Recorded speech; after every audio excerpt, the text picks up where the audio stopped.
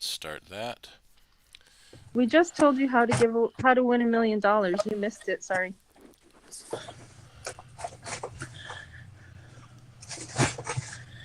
Alright, go live. And go live.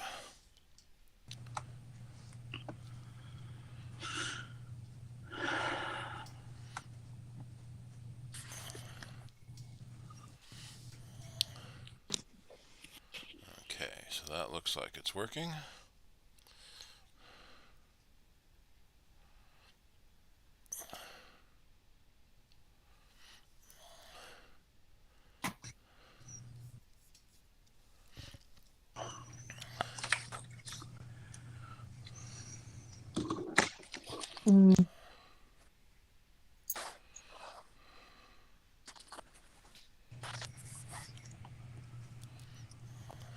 Okay. Alright, so now if I join on the iPad, we can make sure that's working.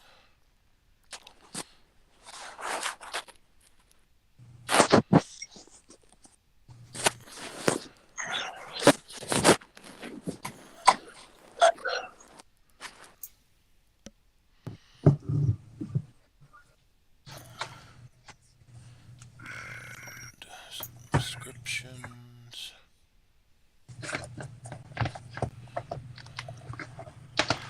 Carol, can I ask you a question while he's doing that? Sure. Do you remember at the art show selling Patricia McCracken's Siamese owl? Siamese owl. She's saying she didn't get it back. And I couldn't find any receipt saying it was sold. I don't remember it specifically. It was a Siamese cat that looked like an owl. Had little owl ears. I don't. Doesn't ring a bell though, right? Not ringing a bell. All right. We did sell a few of her things, but I don't. I know. don't I remember saw it which ones. marked, but I didn't see where anybody circled it. So I'm going to look in my downstairs room where I had all the art and I packed it and see if maybe it fell out of the package when I was taping it all up. All right, E.T., that's all I needed.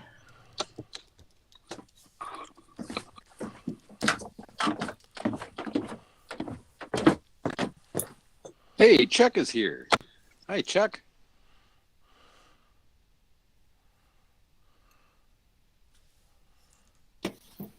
Finally found the unmute button.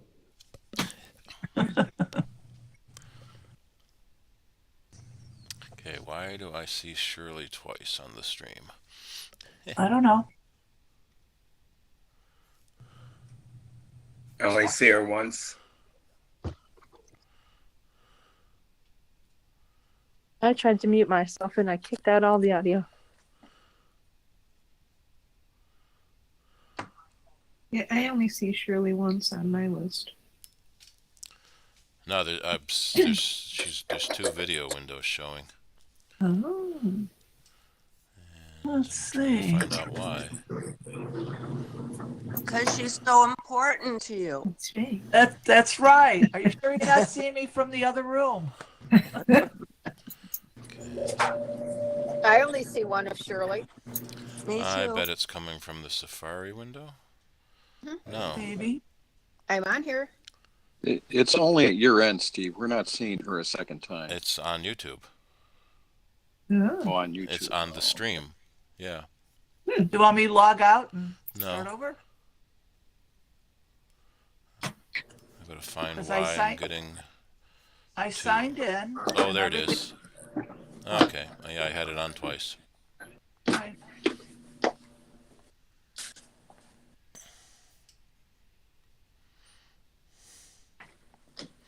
Alrighty, why don't you go ahead and start then, Shirley?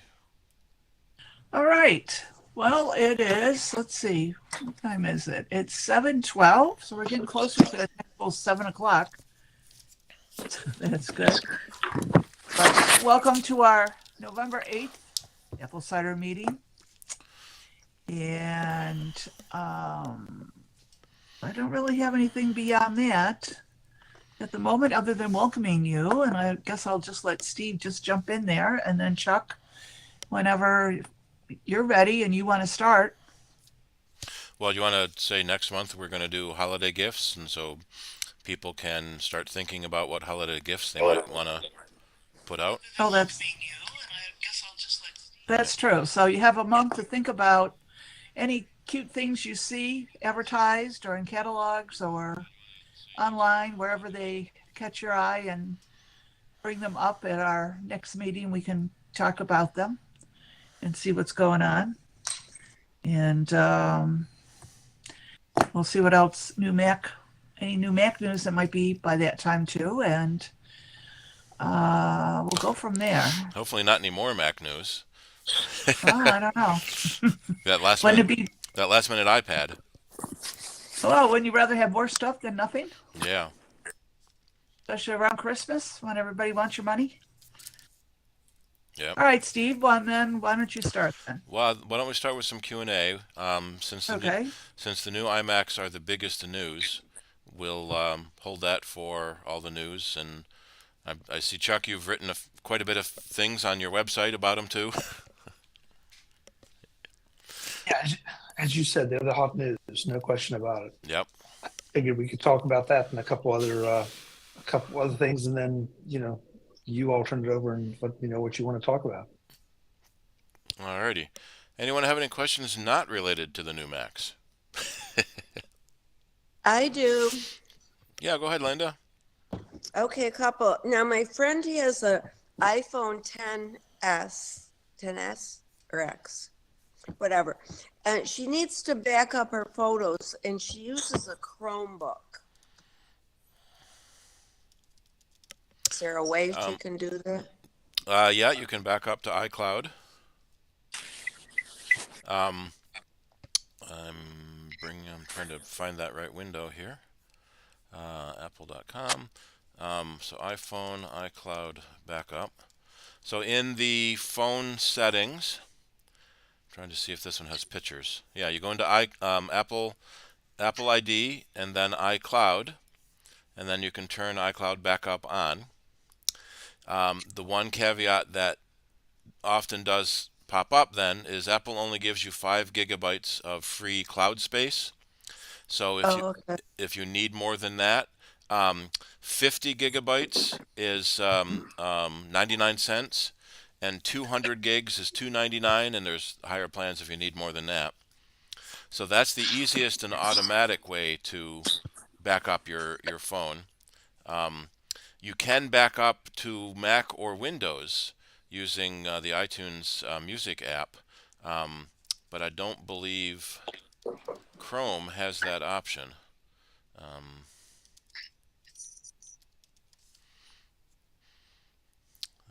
Let's see. Well, there's a discount.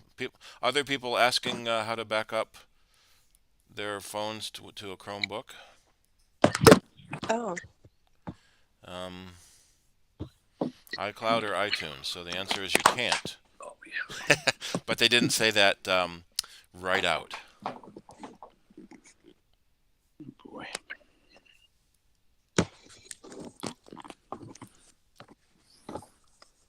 So that's probably the easiest thing is to use the iCloud backup. okay. Now, one thing Apple has done that's kind of nice is if you, when you get a new phone, Apple will let you upgrade. Well, they'll let you back up to iCloud and give you free extra space for, I think it's a week or two,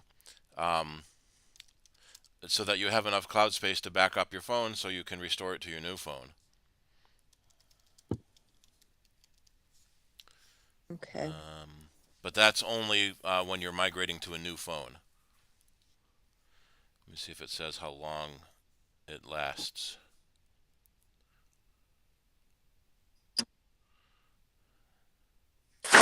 But in theory, shouldn't you have enough cloud space to cover your phone anyway? Yes. You should have a backup, period. So if anything goes wrong with the phone, then you have that second copy. Backing up to iCloud is the easiest and most convenient, but it can cost extra money if you need more cloud space. Backing up to your Mac or Windows PC can be done with a cable, but you have to remember to do it. So the automatic iCloud backup is more convenient that way. But it does require Mac or Windows. It won't work with Linux or Chrome. All right, Charlie, you've got your hand up.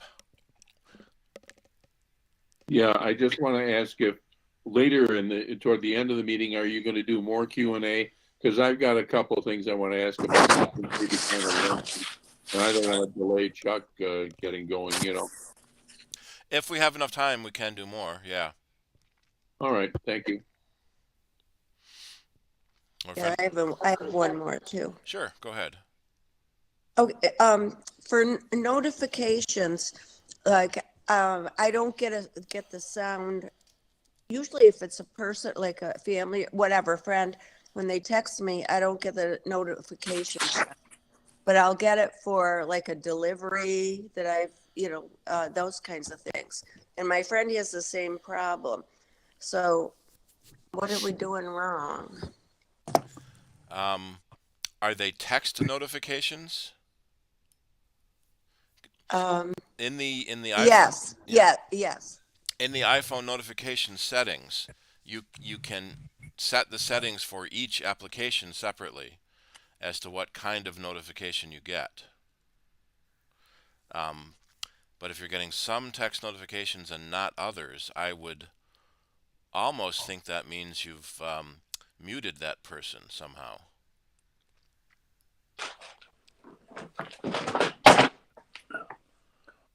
Let's see, location alerts, or you've muted everything. Let's see, iPhone notifications, mute person.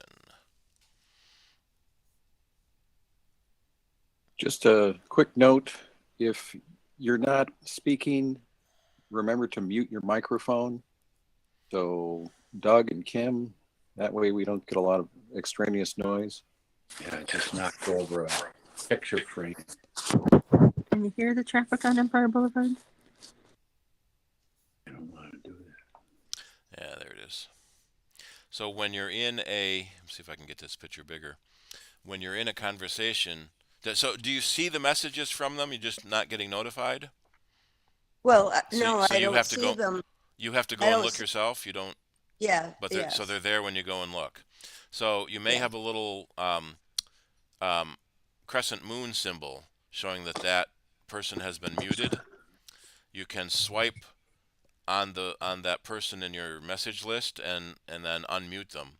So then you'll start seeing and getting their notifications again. So if you accidentally swipe, you can mute somebody fairly easy. Let me just see how easy that is to see. Yeah, you can easily swipe. Say so you're trying to swipe up and down and you swipe sideways just a little bit, you can mute somebody accidentally.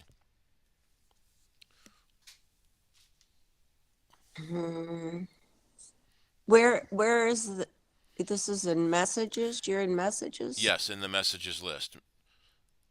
It's messages you're not getting notifications from? Yes, correct. Yeah. So in the list of people in your messages list, you want to slide on that person and make sure that the bell is not crossed off, that that person is muted.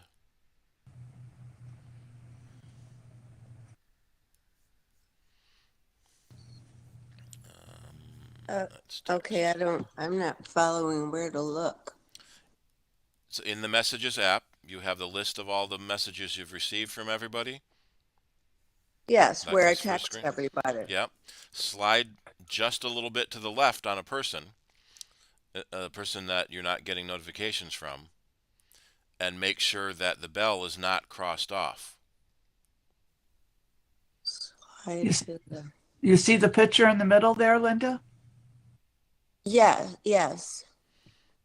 Okay, so I'm on, say, my granddaughter, You swipe right No, you on slide. her name. You slide a little bit to the left, Oh, left. Okay, sorry. and that brings Yeah, out. I have her picture pinned. So I'm not, Okay, so it's different if it's pinned. oh, would that be forever, all of them then? For all the ones that are pinned, yeah. So what I do, unpin it? Well, you can do it that way, or you can go into their contact setting and unmute them. So go back into contacts?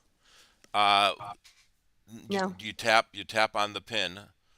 Let me see if I can find a picture of that. And then there's a little I button for contact info. See, this is why I wanted the meetings in person. Well, you come to Green Apples, Linda.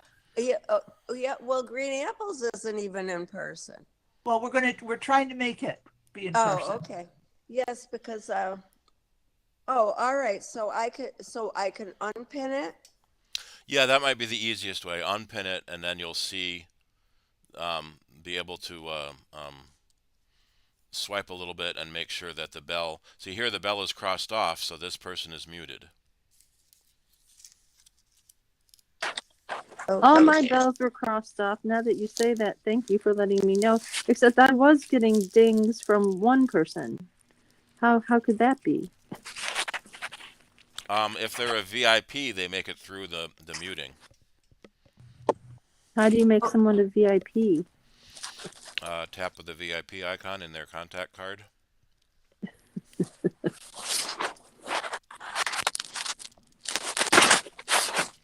Okay, so now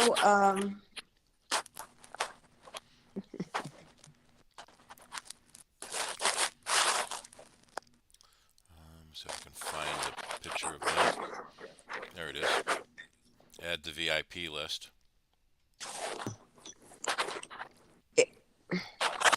So, where's that? I'm sorry. I went to look at mine. I couldn't find it. In their contact Well, card.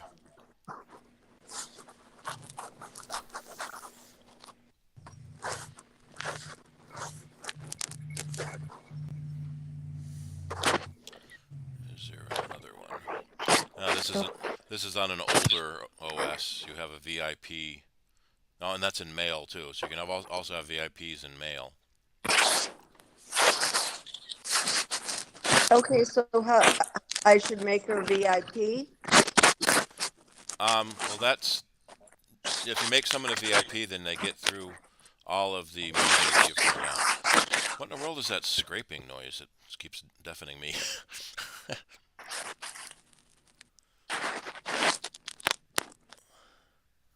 All right. Okay, well, how soon are we gonna have the green apples in person? Well, hopefully this Saturday, depending on Bob. Oh, really? Wake up, Bob. Do you want to do an in-person green apples? Not this month, sorry. Oh, Carol sets the foot down too. Good. Oh, Carol. Nope. You can You can stop by the office, Linda. You should have asked when you were here the other day. I know. Why didn't I? I'll do that. Got to keep a list of questions so that you can get them answered. All right. Well, then we'll try again then in the future. Okay. All right. Well, that's it. I won't take up any more time tonight. Thank you. Yep. So actually, I may have read this backwards. So if you tap on the crossed off bell, then it mutes that person, and they get a little half crescent moon when they're muted. So when you tap it again, it unmutes them, and the little crescent moon goes away. So it should give you notifications for anyone that's not muted. Yeah, I am following this at all. You need to see it, huh? Yes, I do. I'm a visual person. Okay. I think there might even be a option in the call. No. Sometime when you're in a call, you can. Well, that just mutes the call. That doesn't mute the person. All right. Well, ooh, there's Chuck. All right. Anyone else have a question?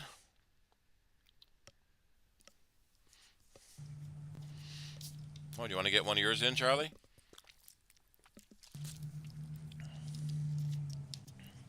Okay. Oh, Geez, I wait, don't know where to begin. one quick thing. So now how do I pin her back? Is it tap and hold?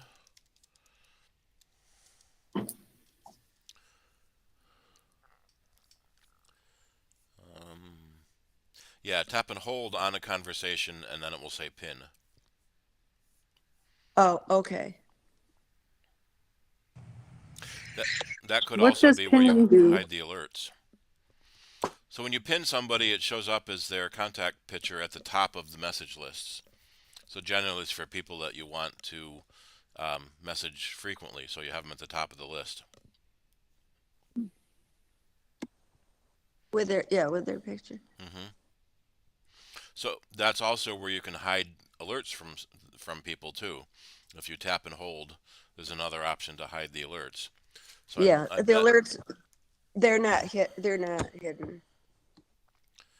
if I tap and hold on somebody, yeah. So hide alerts, and if I tap and hold on a pinned one again, it's show alerts. So that's how you can do the alerts from people that you've pinned. Tap and hold, and then you can do hide and show.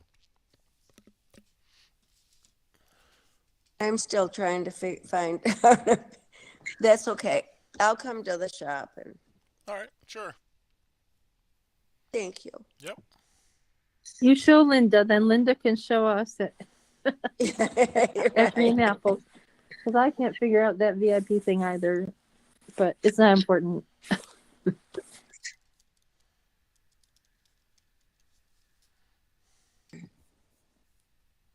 All right, Steve.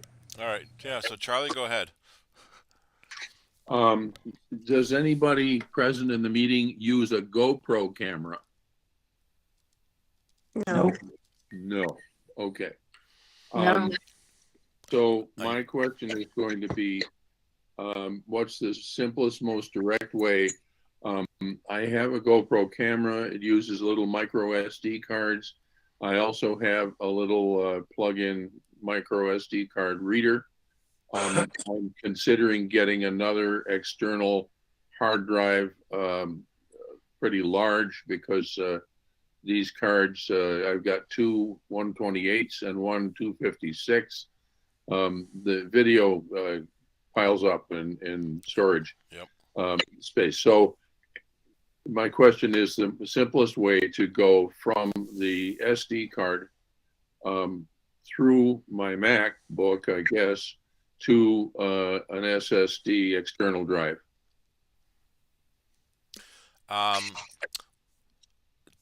Pretty much the same way you would copy anything from one drive to another. Let me see. So you plug in the SD card, it shows up as an icon on the desktop. You plug in the external drive, it shows up as an icon on the desktop. And then you can drag the files from one icon to the other. I'm trying to find an example of that.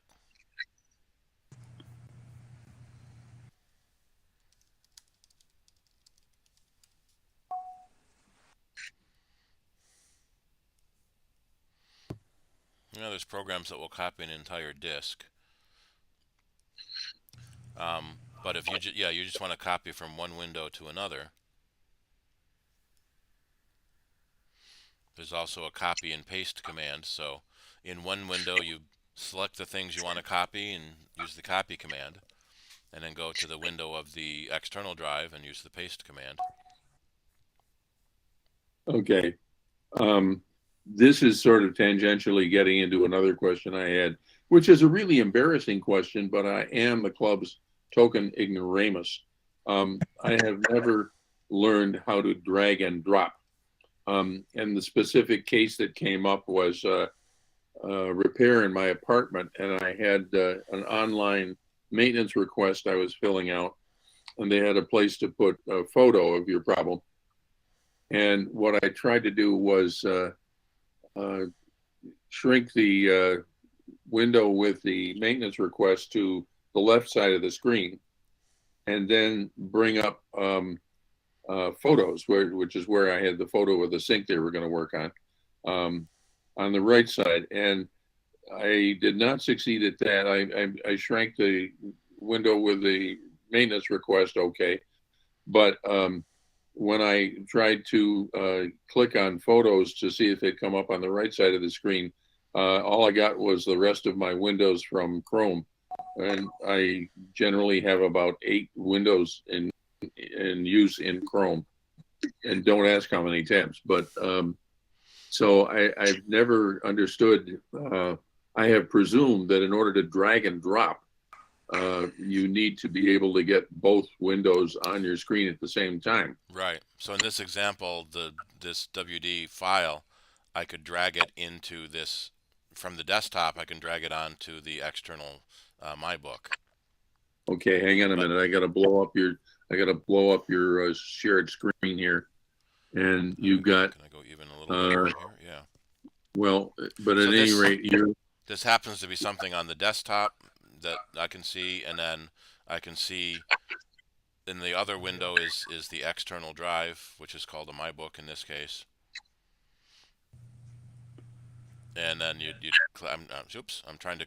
I keep clicking on it trying to drag, and it doesn't work because this is a picture. But then you would click and hold on the icon and move your mouse over to the other icon and release, and then it would copy it. The other thing you can do is you can click on it once and say copy, and then go and click in the other window, oops, and I just did, and say paste, and that will also copy it. Right. I think that's what I ended up doing. It's one of these situations where when I get into something like this, I bang my head on it for a while, try different things, they don't work. And then suddenly I do something and it does work. And by that time, I'm so confused, I don't remember what I did differently that time. You have a newer laptop, right? So mine is a 27.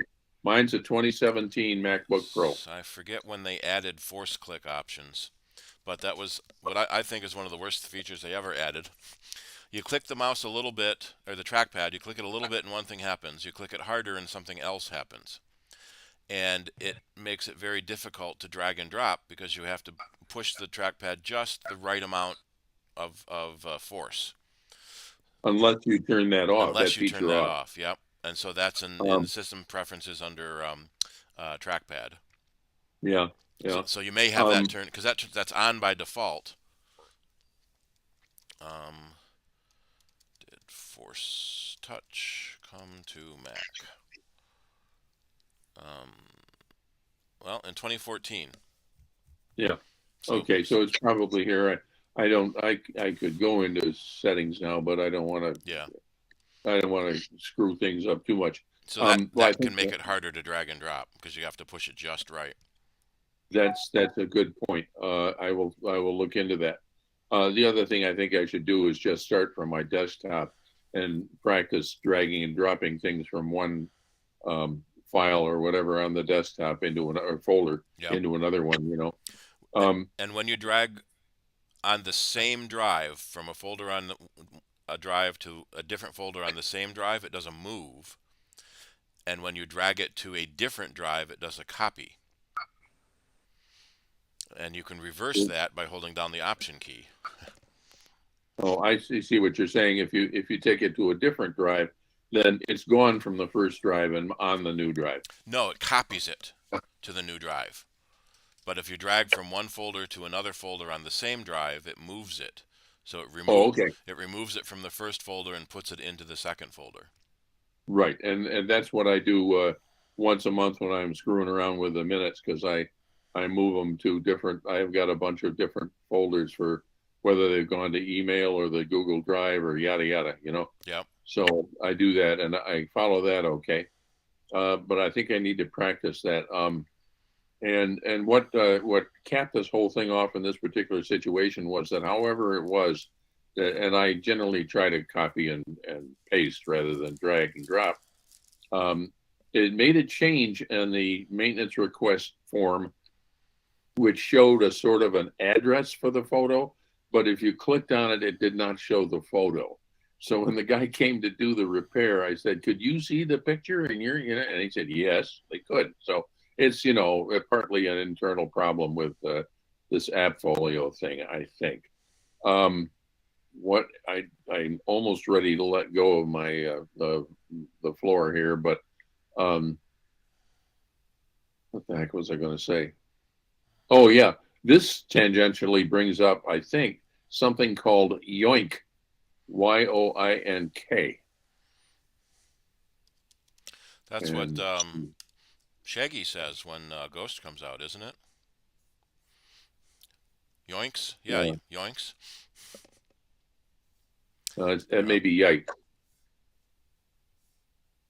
but there's some kind of an app. If you put in Yoink app, you might get it. Yep. Simplified and improved drag and drop. Well, that would help.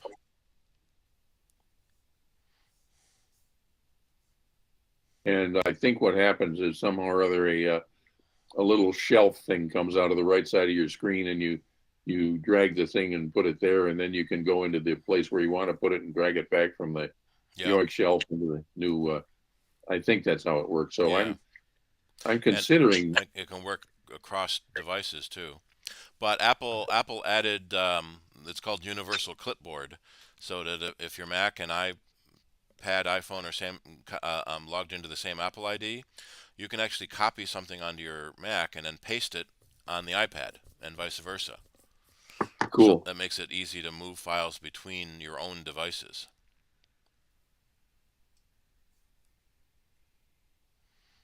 Okay, I think that's. Let me just check here. I've got a list of things on the edge of the page here.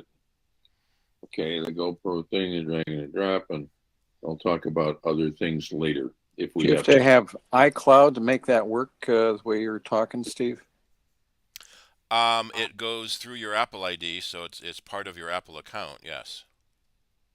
Okay. Yeah, but I think that was Rick talking, and yep. His question is meaningful to me because, Rick, are you asking if that in fact uses your iCloud storage to do that? Yeah, I'm wondering if it goes through the cloud. If it does, then I don't use it, so it won't work for me. You're saying you don't use iCloud? Looks like it uses Bluetooth and Wi-Fi. So it only works on nearby devices, I would say. Oh, okay. Handoff turned on. All right, Universal Clipboard. That's a good thing for me to look into. Thank you. Yep. I yield the floor.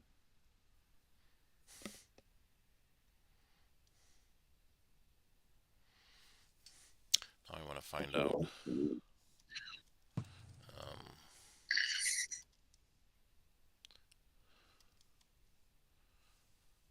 So they say yikes. I'm pretty sure Shaggy says yoink. Zoinks. I thought it was zoinks. Zoinks. Yep, there it is. Zoinks.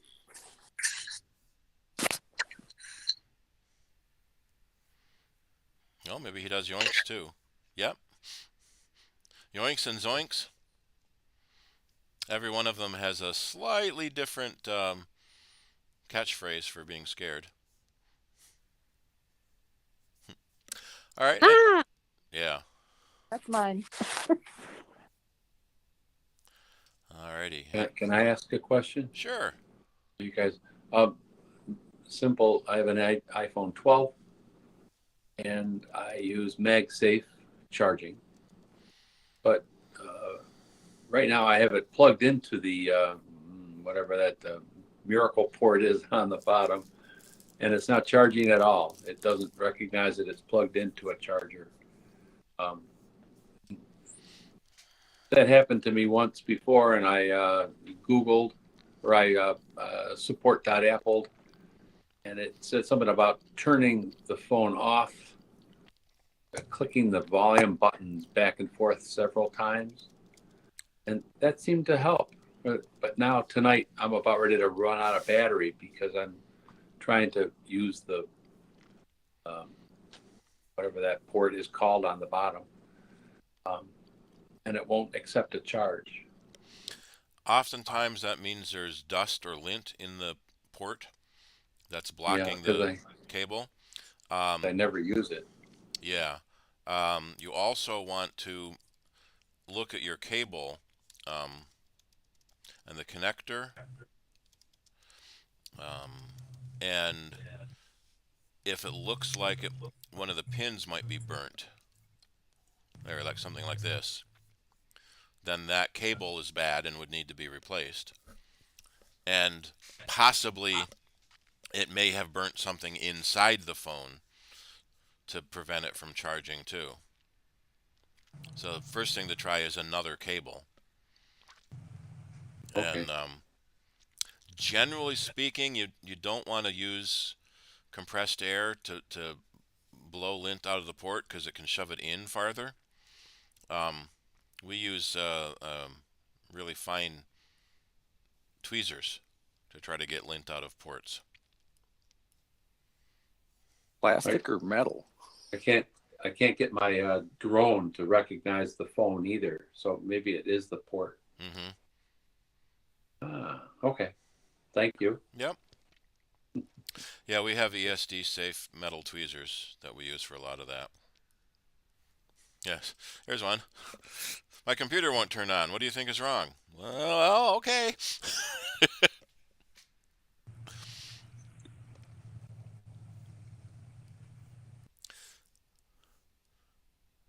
Yeah, burning wires, overcharging.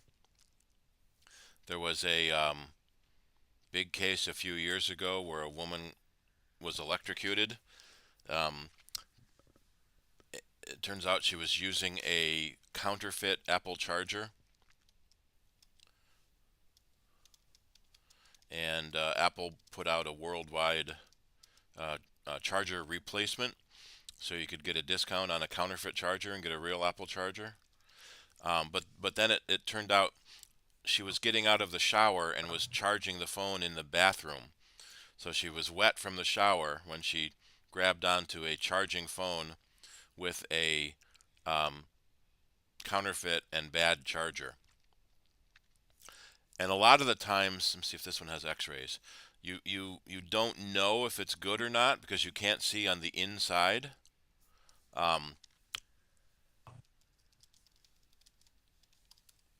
But there have been some really good articles on how the chargers work.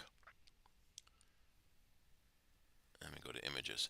And from an engineering standpoint, a lot of people that have done some of these teardowns are just horrified by how bad the circuitry is. You know, there's no insulation between the high voltage and low voltage. So you're plugging into a 120 volt 20 amp circuit and you're getting out a 5 volt 1 amp circuit. So there's a transformer inside the block. And if there's not enough insulation between the high voltage side and the low voltage side, there's one. It's tough. Yeah, and so you wouldn't know which one is real and which one is fake by looking at it, unless you have an electrical engineering background. Somebody did a teardown of I think, was it the top 10 or top 20 Apple chargers on Amazon, and found that so many of them were fake and electrically dangerous. It was ridiculous. That's might be one of the times you want to spend a little more to get a genuine Apple charger so that you know it's engineered properly. Sorry to interrupt, Steve, but what the heck was that picture that looked like an X-ray of a charger or something in somebody's pelvis?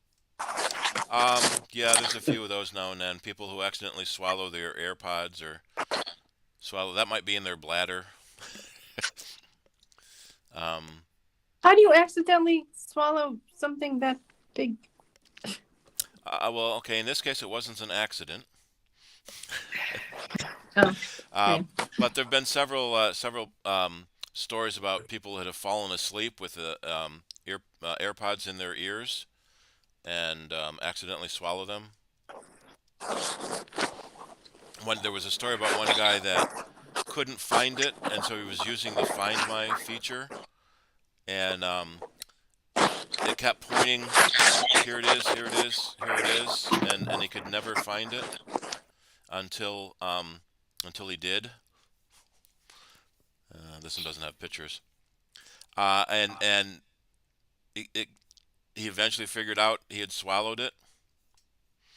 And then when he got it out later, it still worked, and we're all saying, I wouldn't have wanted to try that again, considering how it came out. Fortunately, it came out naturally. There's an x-ray. 7-year-old swallowed one.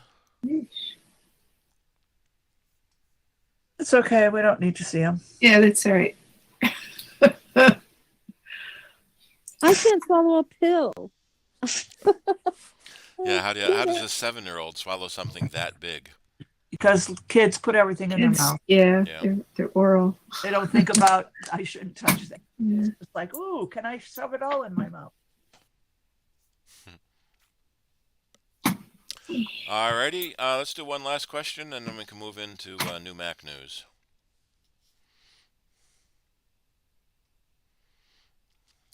Unless that was the last question and we grossed everybody out.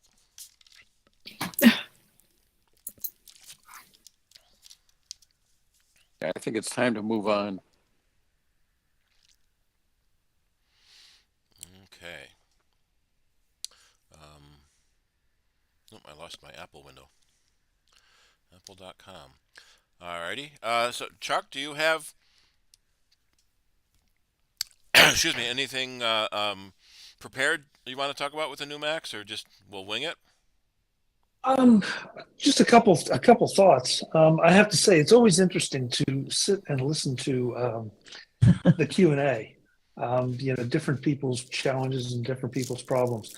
There was one thing though that I feel obligated to bring up, and forgive me because I kind of got lost in who was talking about it. But you're backing up to your photos to a MyBook. Was that A GoPro. I was using a MyBook as the example picture I found. Okay. But that brings up, we have had very poor luck with Western Digital MyBook drives. They fail a lot. But Western Digital makes really good drives, but apparently they make really crappy cases. So we usually tell people stay away from MyBooks, even though they're pretty cheap, and that's the reason why they fail quite frequently. Well, yes, exactly. And the thing that I was going to bring up, I was trying to find a link here for you. I will have it before the end, before we finish up. But there is a relatively cheap dual bay case from from OWC that you can set up as a mirrored RAID, and basically, so it's giving you redundancy for one of the drives. At this point, I will not, unless it's a portable, I will not buy just a single bay drive case of any kind. I want some kind of small RAID set up so that if one drive goes bad, at least I have a chance of recovering. Because you're right, if one of those MyBooks goes bad, you're done. Yep. You've lost stuff. So I will find the link for you and get it here. But it's not that difficult to set up. You can do it with a screwdriver, and that's pretty much it. Just buy a couple raw drives, and those, especially in today's world, if you don't need performance, which in this case you don't, you just need storage, you can buy a whole lot of storage for a whole lot of cheap. 40 terabytes for only $1,000. Wow. Yeah, I mean, if you even need to spend $1,000, so it's something to think about. I see. Excuse me. I see you're scrolling. Yeah. Yeah, I think that's it, right? One of those. Even if you buy the Zero, it's $170. Yeah. Oh, they have an 80 terabyte for 27,000. Yeah, well, that's a jellyfish tower, so Yeah. that's another matter. But I mean, first of all, OWC does a great job. But second, and right now at this time of year, just watch their garage sales, watch their holiday specials. You can pick up some really great hardware for cheap, Yep. and that has great technical support. Which, judging by some of the questions here tonight, it might be someplace that you want to send people to do it. Because I'm with you. Yep. The Western Digital stuff is just scaring the pants off of me right now. Yeah. We've had really good luck with LaCie, which is owned by Seagate, and they have a lot of this similar stuff to OWC. The one thing about OWC is that, well, it's macsales.com is their website, and everything is pre-formatted for Mac. With most of the other drives, they're pre-formatted for Windows, and you're supposed to read the instructions that say how to reformat it from your Mac. But you plug a Windows disk into your Mac, and the Mac says, "Oh, hey, a Windows disk. Okay, I'll use that." And then suddenly Mac, project files or library files may not live very well. But yeah, Yeah. unfortunately, we had a gentleman who had a 36 terabyte OWC RAID. Both the drives failed at the same time, which is unfortunate. But then we're thinking, well, they were probably both made at the same time, so they both probably had sort of the same inherent weaknesses that made them fail. But the OWC was making me sort of jump through hoops to, had to send them the noises as it was making, try it on different computers, different cables. It felt like they were doing everything they could to not do a warranty claim, which I can kind of see them wanting to do that or not. But eventually, we sent it back to them. Oh, sure. They replaced both the drives, and customer was back up and running again. Fortunately, it was his Lightroom database, but he had another Seagate drive that was a backup. So when his mirror failed, he still had a backup. Well, we're back to the same old thing of Yeah. Everybody gets tired of talking about backups, but Yep. if you don't have good backups, if you don't have, I mean, in my humble opinion, if you don't have something like Backblaze that's doing it automatically for you, you're And just looking for trouble. off-site, we've talked about the 3-2-1 backup.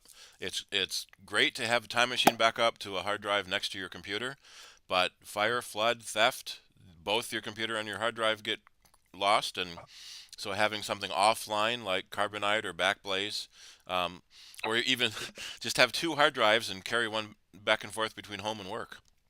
That helps too. We have so many people bring in a hard drive and say, like, it's not readable. Can you recover the data from it? And it's okay. Well, then we'll talk about a backup drive. Oh, that is my backup drive.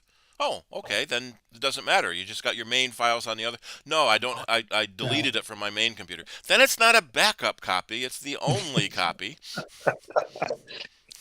Yeah, and I say this so often, but every time you turn on TV and there's a flood and there's a tornado, there's a hurricane or something, the first words out of people's mouths as they're digging through the rubble is, "I can't find my pictures. I've lost all my pictures." Yep. And in today's world, with the digital stuff that we have, I mean, there's just no excuse because it is just not that expensive. If they are really that important to you, Yeah. it's just not that expensive to set up Backblaze, let it back up, and have them stored there, and you can get them back. Yeah, So, a couple $100 for a hard drive is much better than a couple $1,000 for drive savers to recover the data. exactly. We had And 3 customers had fires in their houses within a month, and they're bringing the computers into us to pull the drives out to see if we can recover any data from them. It was terrible. yeah, and a couple $100, it's a Backblaze subscription is not that much. Yeah, five Yeah, bucks a depending month, on I think how- it is. Yeah.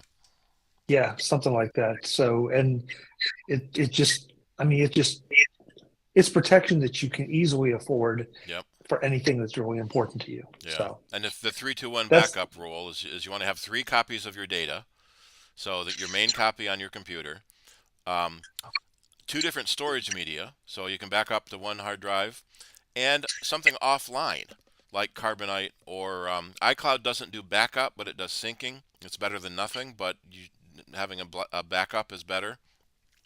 So that Yeah. if something goes wrong with one of your backups, you've got the other one.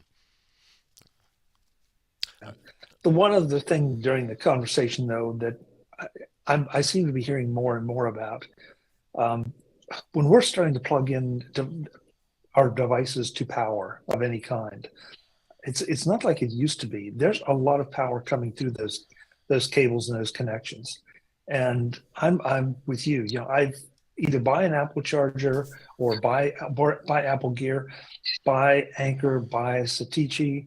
You know, there are a lot of great, very reputable vendors out there. Please don't buy anything that you're plugging power into that is a no name. Yeah, That, you know, because it looks like a deal, because it might be a deal or it might cost you your house. yeah. Apple's charger might be $20. If you find one for $3 on Amazon, run. Don't buy that. 15 exactly. maybe, but you know the $3 super cheap cables. Yeah, no. Yeah, I mean, there's so many good names out there that we all know, if you pay any attention to hardware at all, that are very reputable and very, you know, you can buy with confidence. Yep. But so many people say, "Oh, I can save a couple bucks here," and Yeah. put the bullet in the chamber, spin it around, and put it at your head and see what happens. Yep. All right, Charlie, go ahead. Here's a couple of points here. One is, did you just say that iCloud syncs but does not back up? The reason I'm asking is that it talks about backing up my iPad to iCloud. Yes, iOS devices do back up, but they don't maintain a backup history. So you can't go back to the way your file was yesterday. It only has today's backup on it. Whatever the heck the status was at the time it did the backup. Right. Good enough. With iCloud on the computer, when you delete a file from your computer, it's synced and deleted from the backup. So it doesn't allow for accidental deletions. It doesn't allow for, oh, I need that back again. Where if you have a time machine backup or another backup program, it keeps those old versions, so you can go back in time and see what it was. You may not realize the file got corrupted 6 months ago, so you can go to the 6 month and a day ago backup. Right. Good. And one further comment about the GoPro situation. The company GoPro offers a $50 a year unlimited storage subscription thing. And I had thought to use that and actually got into, applying or setting up the account when I fortunately saw a line in the fine print that about this wonderful feature where when you upload your SD card videos to their storage, it automatically erases the SD card. And I stopped right there because my strategy or my intention with this is to upload the videos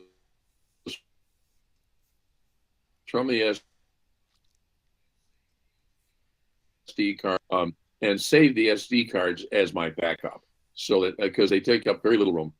They're just a cardboard card with a little SD card in the window on it, and that way I've got that if something fails with a hard drive, and do whatever editing I do from the hard drive. Because, for example, what I've been doing is videoing bicycle rides during the summer, and there have been one or two occasions when I stopped at a porta potty and forgot that I had the GoPro running on my helmet. It looks like I may have to cut that out. Yeah, it looks like they have addressed that issue, and there's now a slider where you can turn off automatically deleting the files from your SD card. Okay, thank you for that information. I was planning on trying to contact them and find out, but the only time I've contacted their service, I had a question about how the camera worked in terms of what happened when the SD card got full. And the nice Indian gentleman who was helping me, and he was very pleasant and very knowledgeable, kept going back to the battery life in the thing. And it's like, no, that's not what I'm trying to find out. But it was good to know that too. But anyway, thanks for your help. I won't cut into Chuck anymore right now. Oh no, no. This, I mean, again, this is user group discussion. I love this stuff. Yeah. It's just there. I hear people make so many mistakes on different things just in the name of trying to save a couple bucks, and it always just it scares me. Yeah. It scares me. And it looks like New Macs. Who's excited about the new Macs? Does anybody care about the new Macs? Is anybody planning on getting a new Mac? go back to the front page. What is Maybe? an M3? I'm sorry to say, what is an M3? Yeah, what? Tell us about the M3. The M3 is Apple's latest Apple Silicon that they manufacture.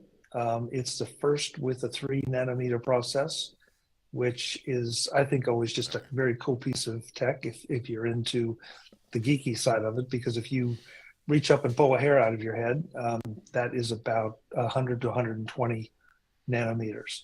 And so think about 3 nanometers and you realize how small that we're getting. They are ridiculously fast, faster than the M1s were, with some caveats there that we can talk about later. And a little bit faster than the M2, but not as much as I would have thought compared to, dropping to the 3 nanometers. Agreed, but look, at some point, we're starting to run into physics problems here. Yeah. I'm trying to find the picture they had of them.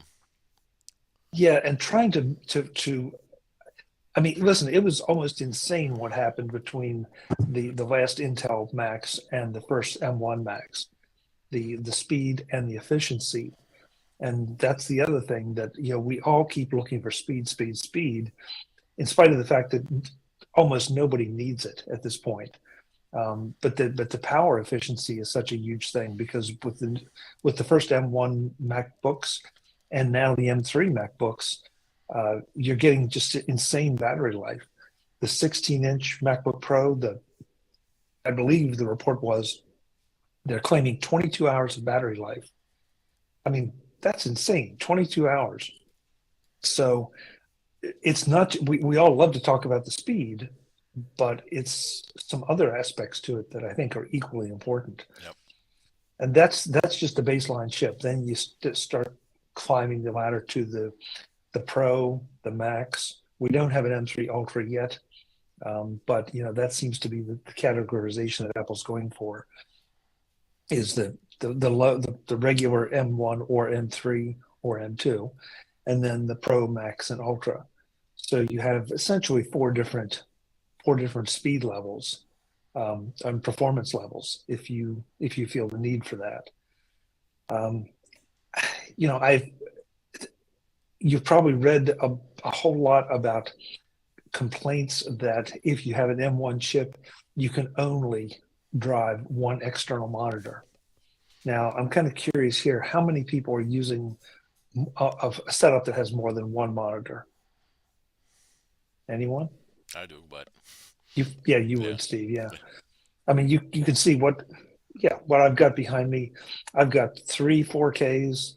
I've got my 16-inch M1 MacBook Pro, and then over there, I have a fourth 4K, and I can drive them all from my MacBook Pro. Now that has an M1 Max in it, but I'm an outlier case.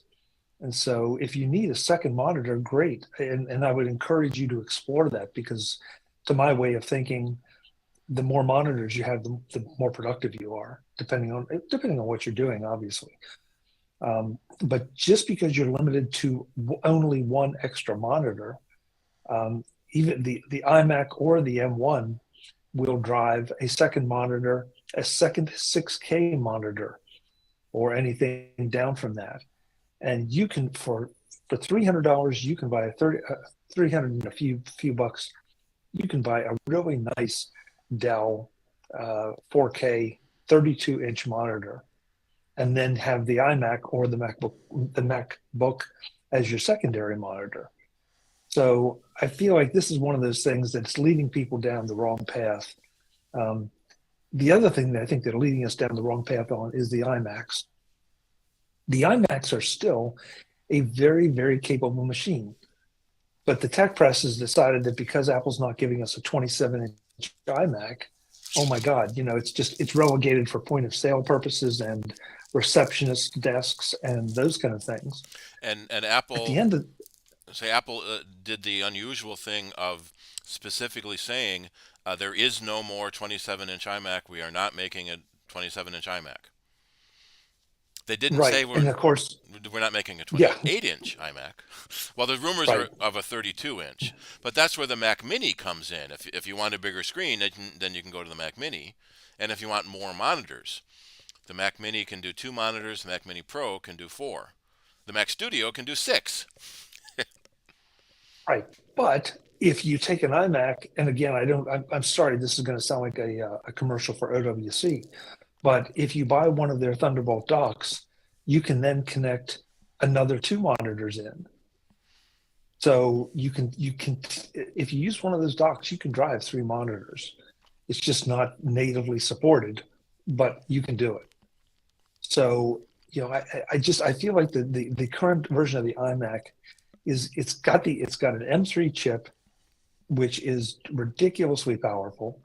I mean, it blows the old Intel that a lot of us were using until recently completely away. On those Intel machines, the fans were always humming, and sometimes I'm doing a lot more than humming. And now I can barely get my M1 Max to even sound like it has a little bit of fan noise going. And So we're especially excited that they did make an iMac M3 because they never made an M2 version, and we kept right, wondering why and why and why. Because the right. M1 was fast So enough.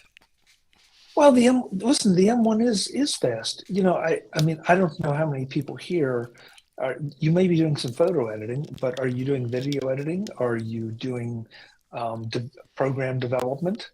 Are you running any kind of AR or VR? It just the simple fact of the matter is that the slowest part of your system, pretty much no matter who you are, is you. The computer is ridiculously overpowered for what you're doing.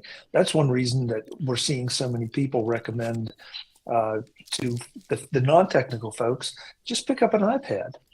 And even the iPads are overpowered for what most people need. If you're just surfing the web, if you are doing emails, if you're doing some social media, and maybe some what we might call light computing. So it's fun stuff. I mean, my God, what the power we have now is ridiculous. To give you just a small idea, my last Intel MacBook Pro, if I were doing a render out of my show, let's say it's an hour long show, it would take 7 or 8 hours to render. Now on an M1 Mac, on an M1, not an M3, but an M1 Mac, M1 Max, yeah, M1 Max, it takes about 15 minutes. I mean, that's just a ridiculous jump. So the M3s, I mean, they're really, I think it's exciting to see what's there, and I would never want to discourage anyone from buying one, but I would tell you that in an economy that looks like we're facing recession at one level or another, you really have to look and think hard. And I have to admit, I'm doing the same thing. I could very much use one of the M3. I'd probably go with the Max, but that's like a $5,000 or $6,000 machine. By the time I configure it the way I want to, No, not a and BMW. so and so I'm trying to do that calculus between, okay, I'm going to spend this much money. I could trade in my existing machine for this. What's my net gain? And honestly, do I really need it? Not do I want it, but do I need it? So here's the M1 chip, and the M3 is very similar. So you can basically think the Pro is 2 of the nons, and then the Max is 2 of the Pros, and the Ultra above that is 2 of the Maxes. So Right. each generation chip is just getting faster and faster and faster. The other thing they updated with the iMac is now you can go to 24 gigs of memory, which it used to be 16, and for some people that like that iMac, the 16 isn't enough. So going to 24 is nice. I kind of expected an M3 Pro iMac Pro, and that hasn't come out. But then again, you go to Um, the Mac Mini Pro with a 27-inch third party or even Apple Studio display, and there you go. well, the iMac Pro was always kind of a stopgap machine because of the Mac Pro Yeah. debacle, if you will. Yep. And so it was one of those machines that like Apple had to get something out that had a lot more horsepower, and they obviously knew the M series was coming, and they had a pretty good idea of what kind of power boost it would get, but they weren't ready to release it yet. So that's when the the iMac Pro came out, and it was, I mean, it was a pretty powerful machine by the Intel standards, but then it too got left in the dust by the M1s. And at this stage, I think what they've done with the Mini, I think it's going to be very interesting to see if and when the M3 makes it to the Mini. Yeah. So right now the Mini, the Studio, and the Pro are still M2s. The only Right. M3s are the 14-inch and 16-inch MacBook Pros. Although what they did do was interesting. They discontinued the 13-inch Touch Bar MacBook Pro and dropped the price of the 14-inch to $15.99. So the M2 version of this was $19.99, and so we were saying that's why they had a $12.99 13-inch in the product line. But now we've got a $12.99 15-inch Air with an M2, and that's more than enough power for the people at that end of the market. And so now for $15.99, you get the M3 14-inch, and then you can go up from there. So Right. now the M3 Pro is the $19.99. So they basically dropped the price of the computer $500. And you get so much more power. Yep. And this came up the other night, and I have to admit, some of my friends made me think because I've always purchased the largest laptop that I could, the largest screen. But then in January of this year, my job situation changed, and I became fully remote, and so I'm not doing nearly as much travel as I had been. So now they're saying, why would you tote all that extra screen weight around? Just get the 14, and if you need to plug into an external monitor, wherever you go, you still have that option. So, and doing that would save some money as far as the upgrade. And just in the last couple of days, there's a high power mode that only up till now the 16-inch had, but now the 14 and 16 M3s have that. Yep. So now really the only compromise, it's not even a compromise, it's just a choice between the 14 and the 16 is the screen real estate. And the battery's an interesting thing because that's going to depend on how you use it. But the 16 inch is obviously going to have a larger battery, but it also is driving a bigger power hungry screen. So that you would have to evaluate for yourself.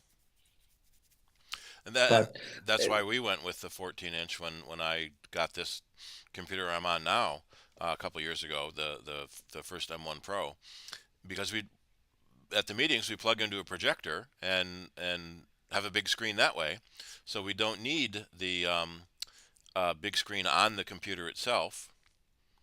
There's the compare I wanted. And when we do the audio podcast feed like this, Audacity used to take over 5 minutes to export the MP3, and now it takes less than 90 seconds. yeah, that's it. And when you're doing that kind of work, you really start to appreciate the difference and the power in the machines. Yep. But if you're surfing the web, it probably doesn't matter what you're using. And you can get an iPad with an M2 if you want. Yeah. So when's the Yeah. iPad coming out with an M3? Well, by the end of the year. No more this year. We're done, I think. And Oh, if that seems like overkill, consider the fact that we have creative professionals that are running Final Cut and LumaFusion on iPads, there and it is. it's arguably more portable than a laptop, and it provides in some cases, um, depending on your opinion, just it provides at least an equivalent, if not superior, experience for that particular application. Yep.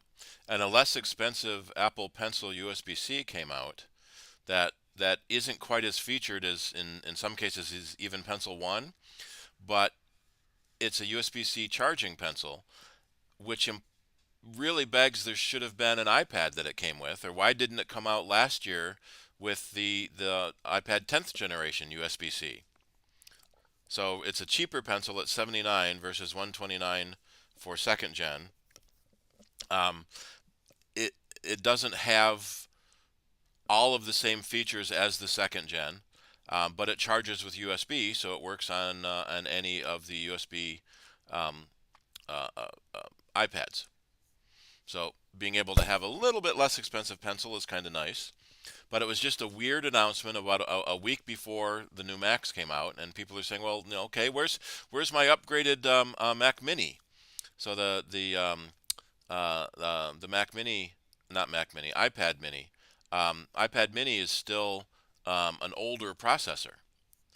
Go back to tech specs. So that's the Mini is really due for an upgrade now because it still has an A chip in it. It doesn't even have the M chip.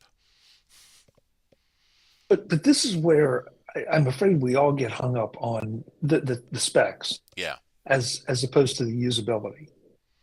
Hang on.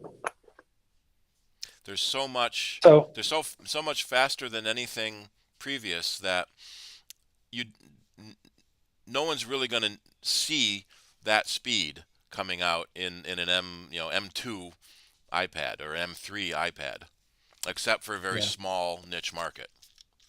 right. Now this is a pencil. This is not an Apple Pencil. I had an Apple Pencil. I was not. I can't. I can barely draw a straight line with a ruler. So I'm not an artist, and I really didn't need any of this. So this is like a $20 stylus. It is powered, so it will charge with the connection. So I don't have to plug it in, but it doesn't have any pressure sensitivity or anything like that. It's fine for what I use it for. So this is one of those cases where even the USB-C pencil would be overpowered for me because all I really need to do is be able to scratch something out like I would with a regular pen on a piece of paper. So it's another thing I encourage folks, really take a good hard look at what you're doing now and what you might be doing. Because yeah, it would be great to have a pickup truck to go to the store, but I never bring that many groceries home. It'd be great to have a Ferrari to go to the grocery store to get there faster, but I really don't need it. And I don't need to spend the money or have all those added complications. So when you're looking at this stuff, think about what you're doing. And my big thing is want versus need. I want a lot of things, but I really don't need them. And that takes a bit of willpower at times. Now you're going to say, well, yeah, but you got 4K screens. Yeah, you're right, I do. But those I honestly do use because that's my workstation that's not just for Mac Voices now, but also for my office. And so, yeah, I'm using all of those every single day. So I can easily justify spending the money there because I get the use out of them. But just to say that I have an M2 iPad, I don't need an M2 iPad at this stage of the game. So. Yep. Um, I heard Renee Ritchie said something kind of interesting on MacBreak every now and then that the products Apple releases, Apple wants to have the best thing for everyone no matter when they buy. So people who buy every year, well, you get the new model this year. People that wait 5 years, well, you get the new model this year. And so they want to have something new and revolutionary every year for every person. But you don't have to get the new model every year. I always find it surprising people who subscribe to the iPhone upgrade plan, where every year you get the new phone and you never stop paying. So normally you might pay off your phone and stop paying for it, but no, you can join the upgrade plan and keep paying forever and keep getting a new phone every year. Okay, so I'll confess, I'm on the upgrade plan, but I'm on the upgrade plan for a couple reasons. First of all, I feel like with Mac Voices, I really do need the new phone to be able to talk about it, to be able to report on the experiences. But the fact of the matter is that in the last 3, 4, 5 generations, there's always been something that would have made me want to upgrade regardless of being on the plan. Now, in opposition to that, the Apple Watch. This is an Apple Watch 7. I've been very tempted, but the improvements that they've made on it really haven't related to anything that I need or want or are significant enough for me. Now they're talking about, the rumors are, and I'm sorry to even bring up that word, but the rumors are that the next version will have sleep apnea detection and blood pressure monitoring. Now that would be something that'd be useful for me, so I would seriously consider that. The iPad, I don't think my main iPad, I don't think I've upgraded in 2 years, maybe 3, because again, improvements, absolutely. More powerful machine, absolutely. But it wasn't something I needed. And so the only other factor, in my opinion, there, whether it's Mac or the iPads or anything else, is Apple keeping the system software up to date, or more accurately, can that run the current versions from a security standpoint? There was kind of big news in the last couple of weeks where the original Apple Watch Series 0, the $17,000 gold watch, has now become obsolete in Apple's servicing plan, so you can no longer get it fixed. It stopped getting OS updates several years ago, and so they're joking on a lot of the podcasts. So, you bought a $17,000 watch and it doesn't work anymore. Well, if you could afford a $17,000 watch, you didn't care, and you got another one to go next year. But that first year was the only one they did that stupidly expensive as a fashion statement rather than as a watch. But they almost, in hindsight's 2020, right? But they almost had to be taken seriously by some of the watch aficionados that aren't satisfied with something that looked, frankly, a bit nicer, but not a lot different than some of the Casios that were out at the time. And so, and think about who was running Apple at that, not Tim Cook, but oh shoot, the lady that came from Burberry. I can't think of her. Angela, was it? Angela Ahrendts, yes. Ahrendts, yeah. Good. She was very much into fashion and style and those kind of things. And so that was where Apple went, and they had to have an Hermes watch band that cost as much as the watch, or more.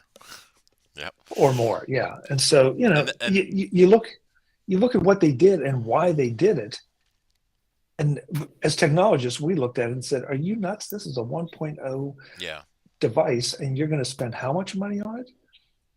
Well, that was almost before we think Apple knew what they wanted to do with a watch at all, where it started as a fashion accessory, but by watch 1 and 2, it's fitness and health. Yeah, there we go. That's how we can market it.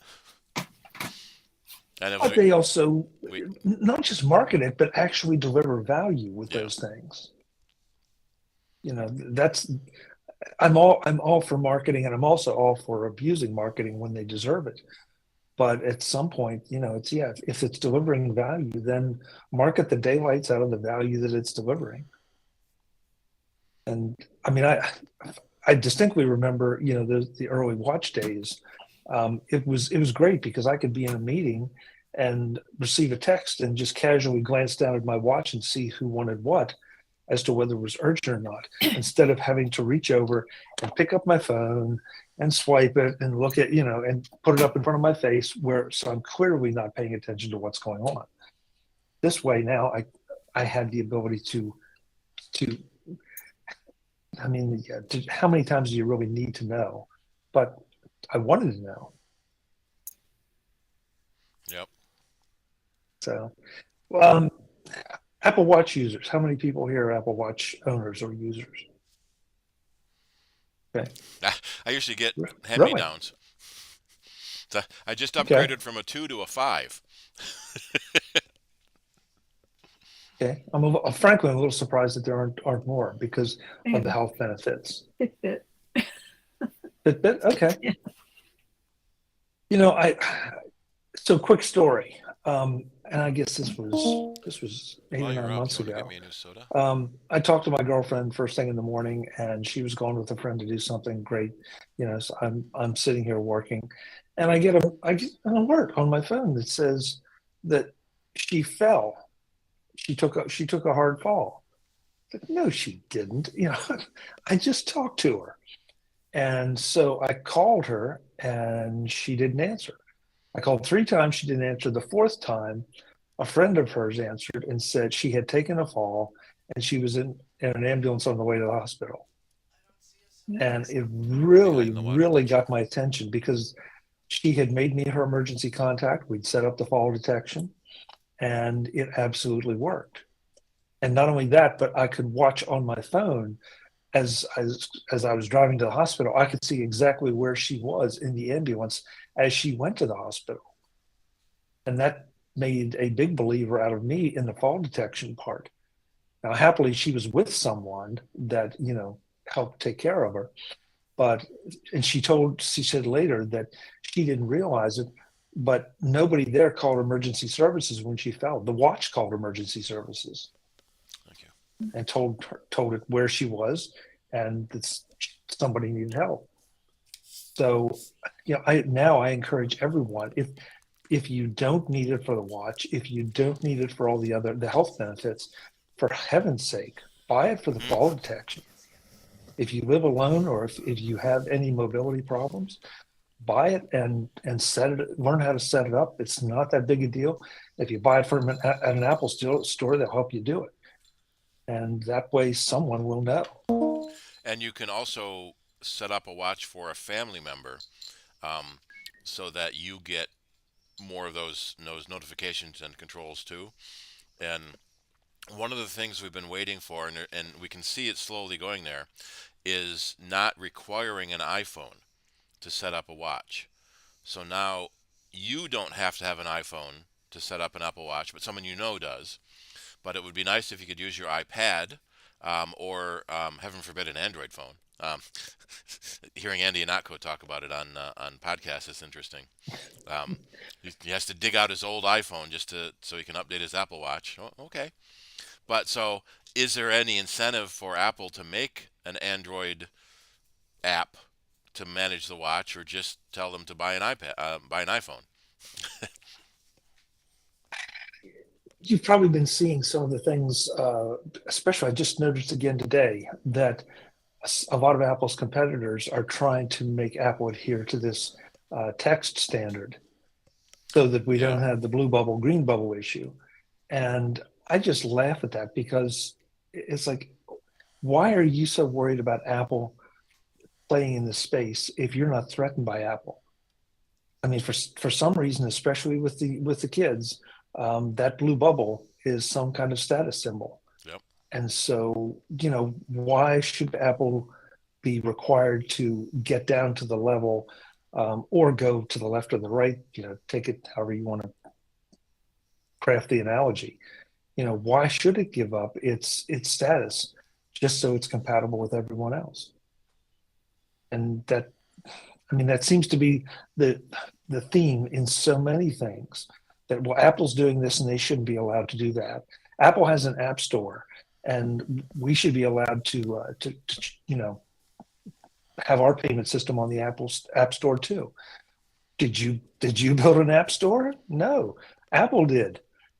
And so they're taking advantage of that fact, and they put their payment system in place. Why should you expect to walk into why should any of us decide that we're going to write a book and we can walk into any bookstore or any other store for that matter and demand that they put our book on the shelf? And pay me directly, not go through the publisher. Yeah, and not pay the publisher anything. I mean, it's a questionable analogy, but you get the point. Yeah, and one of the funny thing is when a lot of this goes back to the Fortnite and Epic lawsuit. When Epic made Fortnite available to sideload on an Android phone without going through the Google Store, within hours it was counterfeited and people were installing malware, thinking they were getting the real Fortnite. And that just Apple was sitting back and saying, "See, we told you. That's why we need an app store where apps are vetted." And even Google says we need an app store where apps are vetted. But you can turn that off if you really want, and then don't come to us when your phone gets destroyed. Oops. And this is another place that it bothers me a little bit because I feel like I understand, I guess, some of the thinking, but from a business standpoint, Apple doesn't want you installing things on your device that it doesn't control or that it can't manage, because who are you going to call when something breaks?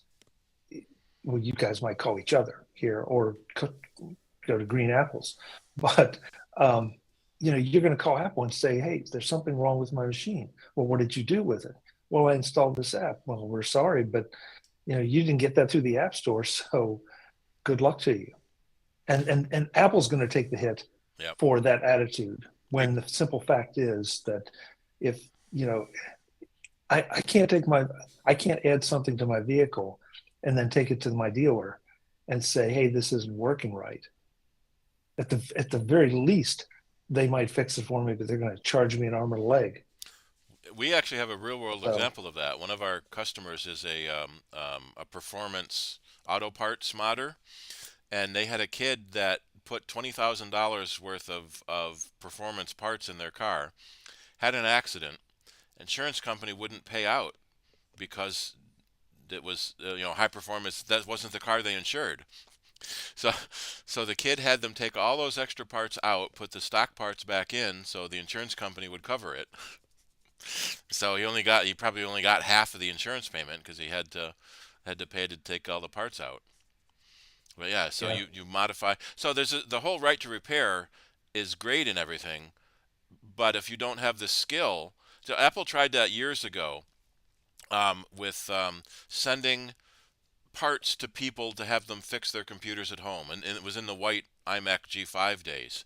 And we got so many broken computers in the shop where people tried to fix them themselves and ripped connectors out of sockets and destroyed the motherboard, or ripped all the wires out of the connector and destroyed the LCD.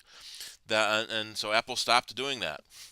And now this whole right to repair, you can replace the battery in your phone through the independent repair program, but you're going to rent Apple's tools and you're going to follow Apple's instructions, and you're not going to really save that much money because you want it to work right.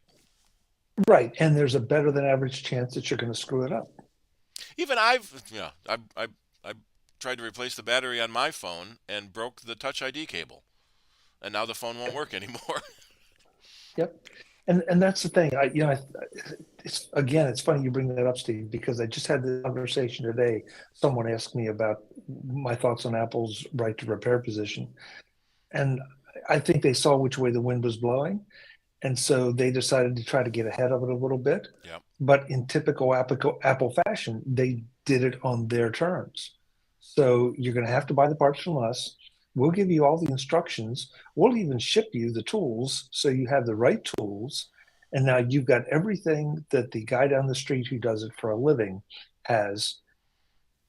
To your point, you probably aren't going to save as much money, and there's a good chance you'll mess something up. Because this is not a device that was built to be serviced by you and me. And too many people watch the YouTube videos and see how easy it looks because they don't see the 100 takes where they broke something. So everything looks takes me an hour. Everything looks easy on YouTube. Takes me an hour to replace the battery on a phone because I don't do it that often. When the other guy in our office that does all the phones, he can do it in about 15, 20 minutes. The biggest time-consuming thing is heating the phone up to soften the glue because we want our phones to be waterproof. So now there's adhesive holding the pieces together, and then after you replace the battery, you got to put the new adhesive on and make sure that it's sealed properly. So you maintain that waterproof. And hope that it is, because if you made a mistake, then the next time you take your phone somewhere that is moist, um, you know, Yep. you may find that your phone doesn't work, and again you're going to blame Apple. Well, gee, my phone doesn't work. What happened? Well, you were the one that took it apart, and you didn't put it back together properly. Yep. So I, It was. I'm, It was. I'm often accused of being an Apple apologist, and it's not that. It's just like I'm a business guy, and I look at it from a business standpoint, and so what is good for Apple as a business, and what makes sense. And I do think they try to put their customers first, but they also try to protect their customers from themselves at Mhm. times, and I don't think that's necessarily a bad thing. It was funny that it was Apple and John Deere are are the companies that are blocking people from repairing their stuff. There's stories about John Deere tractors being stuck because the John Deere service tech can't bring a chip out. There's chips in everything now. And so Apple has sort of turned around, and now they're publicly in favor of the right to repair. We haven't heard back from John Deere yet, but there's lots of stories from third-party guys who've figured out workarounds to get the tractor back and running, so the farmer can get back to work without waiting 6 months for the John Deere repairman. So you can see arguments both sides, and that's the frustrating part. Oh, absolutely, absolutely. But the thing is, from John, if I were advocating for John Deere, I'd say, okay, somebody found out a workaround. That's great, but what's it doing to the product itself? Is it creating a different problem that isn't showing up yet? And I respect that the farmers are able to do a lot of their repairs, or at least they were up until we started seeing the integration of these kind of chips and this many chips. And you get inside a tractor right now, a modern tractor, and it looks more like a Tesla than anything, because there are multiple screens everywhere. There are multiple capabilities. It really is. It's kind of amazing just how much technology has crept into something that we don't think of as a technological area. But now you have the self-driving tractors. You have the tractors that are communicating with satellites, who are observing where it is and taking measurements in fashions that I don't completely understand, of the soil, that say, okay, this 25 square feet need more fertilizer than that 25 square feet over there. So we're going to, by the computer controls, adjust how much fertilizer is being dropped. I mean, it's insane just how efficient it's becoming, but it also means that it's quite a bit more complex. I read a lot of cows will have RFID trackers on them, so when they stick their head in the stanchion, the computer knows what their health is. It knows what additives to put in their feed. It knows how much feed to give them. It knows how much milk they've been producing.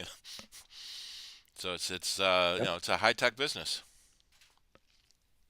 Well, we've stopped using the term quantified lifestyle, but that was the rage 2 or 3 years ago. But people still engage in it. I just think we're a little bit less obsessive about it.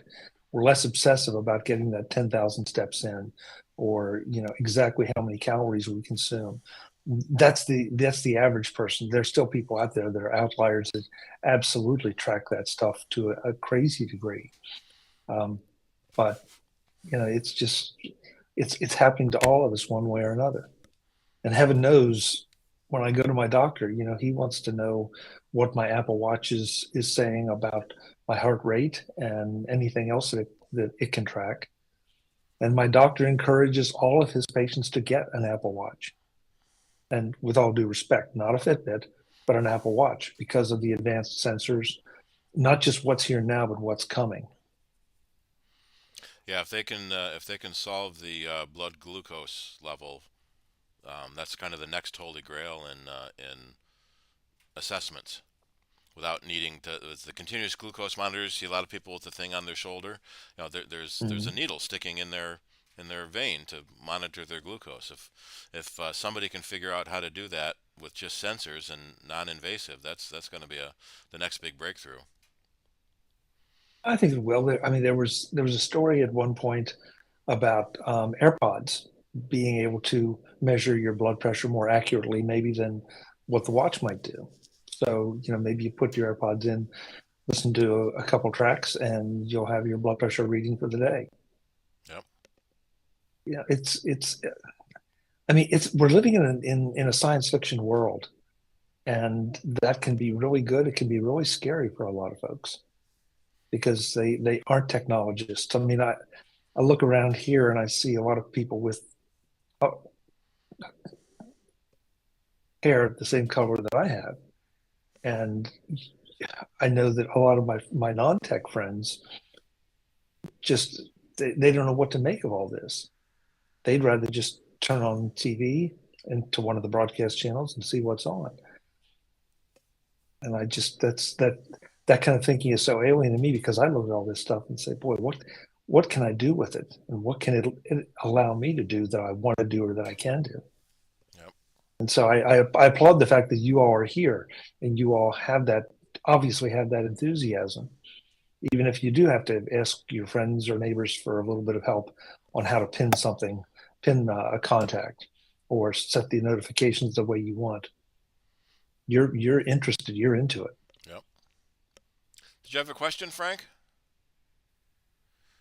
Yeah, I just wanted to mention you was talking about the watch that I told you Labor Day morning. I did take a fall in my chair over backwards, and I was able to call my son because the only way I had to call was through my watch.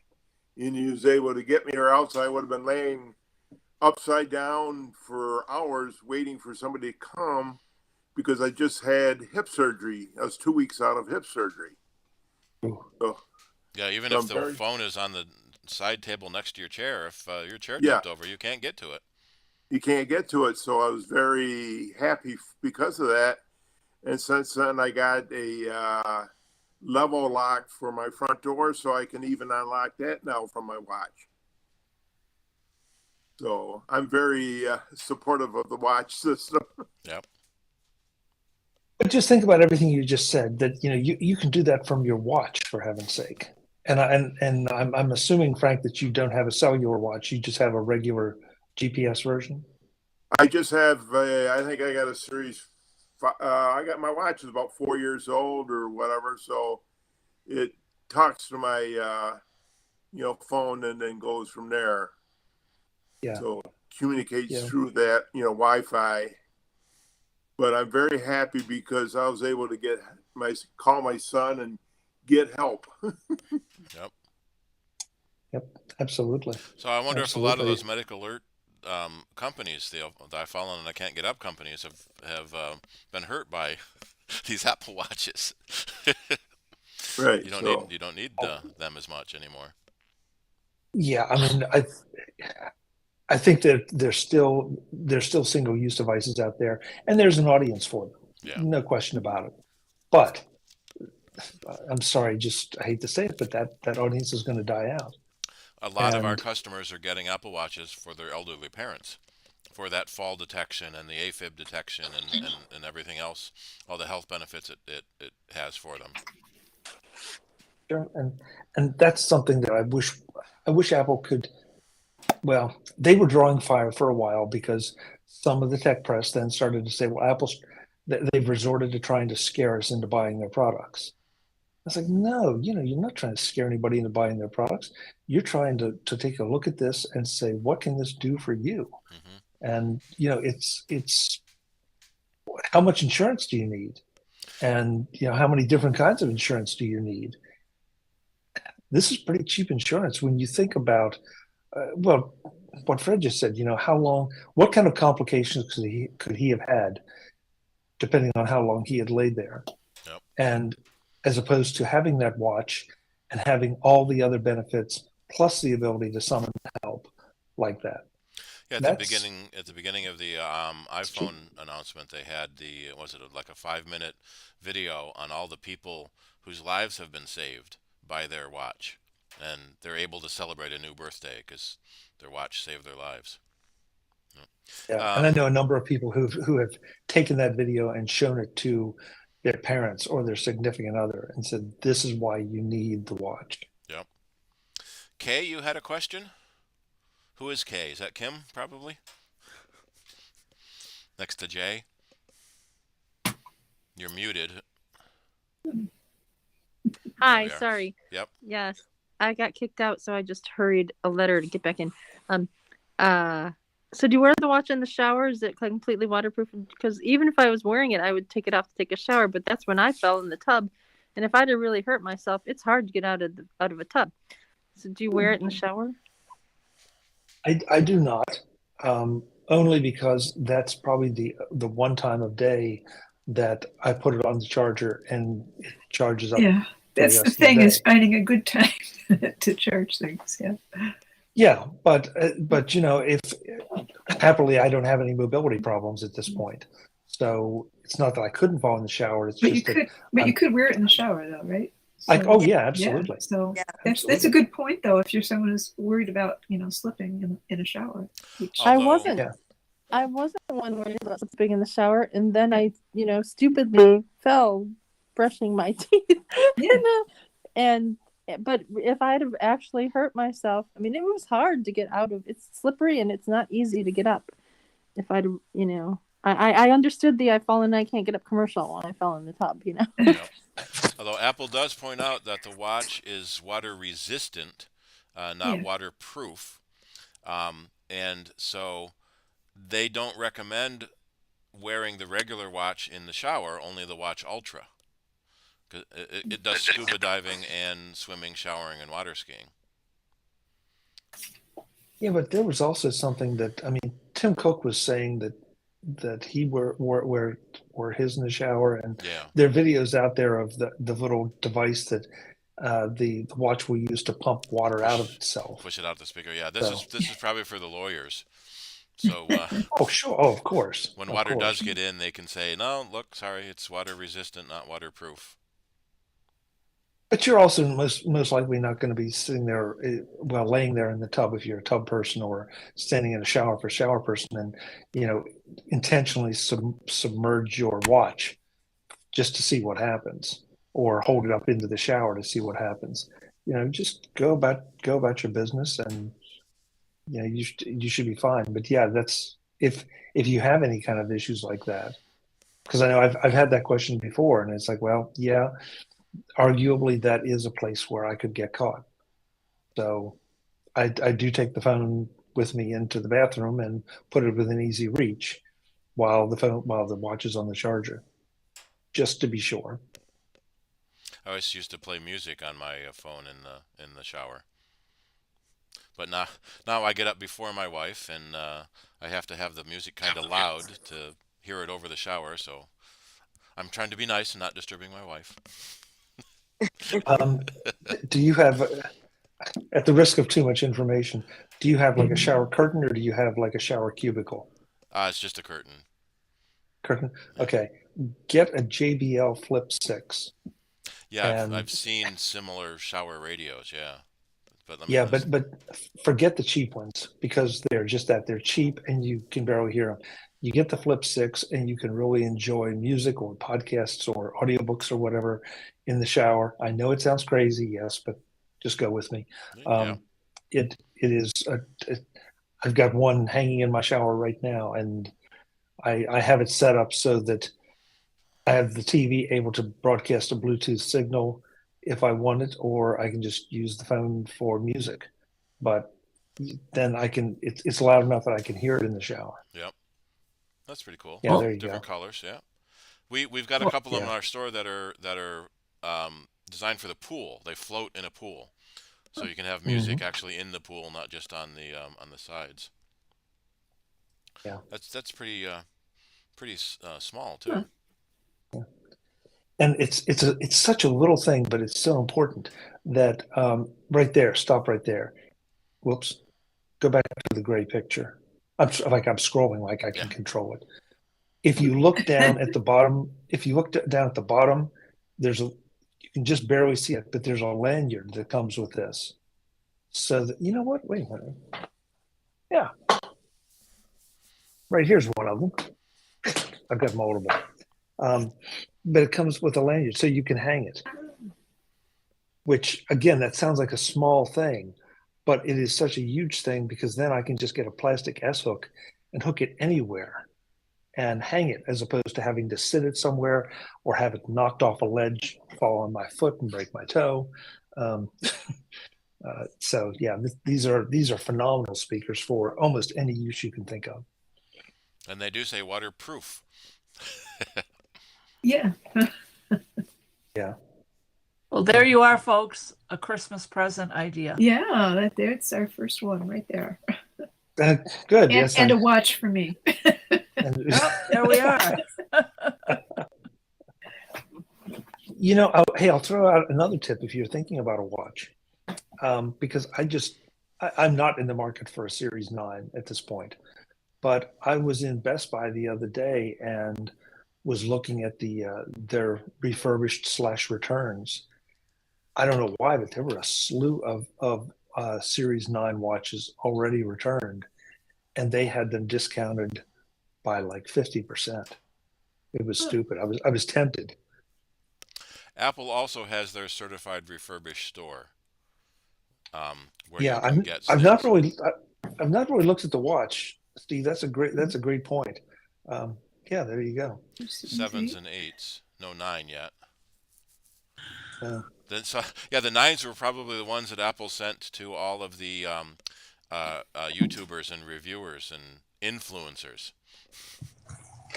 So well, that or somebody got one and figured it's not for me, or it's not any better than the one I already had, so I'll return it. yeah.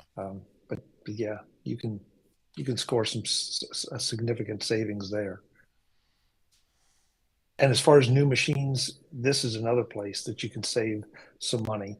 You just have to sometimes be patient, especially with the Macs, to make sure you can get the configuration that you really want or the color that you really want, if that's applicable. I bought a bunch of refurbished machines, and they're always terrific. And it used to be you couldn't get the AppleCare on them, and they only had a 90-day warranty. So we were really happy when Apple started doing 1-year standard warranty and AppleCare available on the refurbished.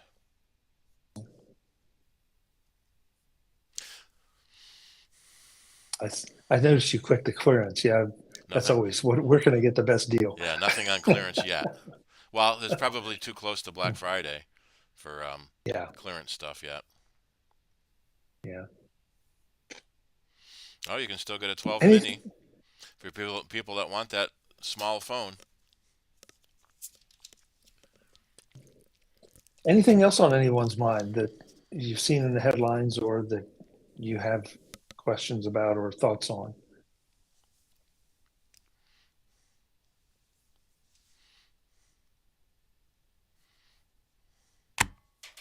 I guess not. Okay. Well, I think Charlie said he had more Q&A he wanted to do, so I will gracefully bow out and say thank you so much for having me. It's always a blast to connect. And I should have apologized up front. Last month I was supposed to be here with Adam Angst with you all, and one of the few times that my company had some mandatory travel I had to do. And so, and it just, I so badly wanted to say, I'll sneak away from the dinner early. And it's like, no, that's not going to work. I'll get caught every time.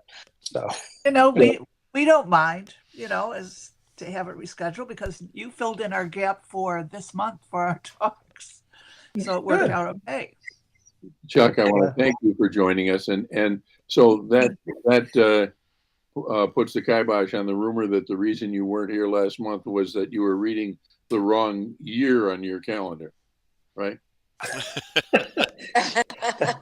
Yeah, there was that little issue, but yes, yeah, because I looked at it and I suddenly realized, like, oh my God, and so I was back searching to double check. I thought, could I possibly have put it in the calendar wrong? So No, it was just your legitimate conflict. No problem. We appreciate you being able to come tonight. Yeah. Yeah. Yep. It's nice. Yes, it's always interesting to hear from you. Well, anytime, and please, if you're so inclined, Tuesday nights at 8 p.m. Eastern, we do Mac Voices Live on YouTube. So come on in and be part of the chat room, and that's one of those shows that it's evolved and changed, and we just have a lot of good discussion, but also a lot of laughs. So we'd love to have you there. Cool. Thank you, Right. Chuck. No, Thank you all so much. You're Everybody, welcome. stay out of trouble. Stay out of trouble if you can. Yeah, you too. Have a good holiday. Yep. All right. Bye-bye. You as well. All right. I'm going to I'm still learning unfocus you. this platform. I'm trying to sign out. It won't The three dots in the upper right corner. Is that where? Okay. Yep. Thank you. All I right. have the Take same care, everyone. problem. All right. One thing, Chuck, before you're going, I want to thank you for your honesty about when somebody else is sharing screen, trying to use your cursor to move around on it, because I do that all the time. And it's good to know that an expert can fall prey to that too. Yeah, well, you forget you're doing video and there's someone sharing the screen, because I think no, right there. Just a little up, and why isn't my cursor working? So Right. it's easy to do. Easy to It's do. like going between the Mac and the iPad with the touch screen and the versus the trackpad, and I get all screwed up there too. Easy to do. Yep. Easy to do. Have a good evening, everyone. All right. You Yep. too. Bye-bye. Bye. All right. Kim, you had another question? I do. So during the talk, someone called me, and I hit the X so that, I can listen to the meeting, and then the audio went away on the meeting. Why? How do I not? And I had to leave and come back. That's why I had to leave and come back. Well, you can only have one audio source at a time. So if you're using the phone for audio for the phone call, the website can't be playing this audio too. Right, but I didn't take the call. I hit the X, so I declined the call. That shouldn't have stopped the meeting audio. Did it actually leave the audio, or did it just mute the audio? I just know I had no audio, and I don't know. Try clicking on the microphone icon again to rejoin it. Are you saying you could not hear any audio from the other people in the meeting? Yeah, no meeting audio whatsoever, and I don't know, because that was like an hour ago. So Okay. I don't know. So that would be the speaker icon in the center for you to hear what's going on. We have seen sometimes it even happens to me here on our Greenlight broadband, where the audio disconnects and we have to reconnect. It has happened to me at other meetings where the audio goes away for some reason. I have to keep going out and coming back in. So it's not unusual that has happened, but that was kind of random. This was a specific. I denied the call, so I don't know why it would have stopped the audio, but. Just an unfortunate coincidence, maybe. The next time, answer the call. Yeah. Maybe it would switch me back when I come back. Probably the call tried to ring, and that might have put the audio back to your phone app instead of the web browser app. That makes sense. I still got audio while it was ringing. It was only after I denied it that it went away. I don't know. Weird. Oh well.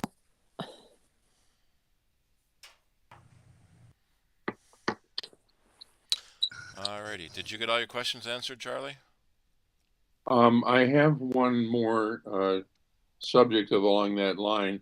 I have I believe it's the 2021 iPad Pro with the improved model without the earphone jack.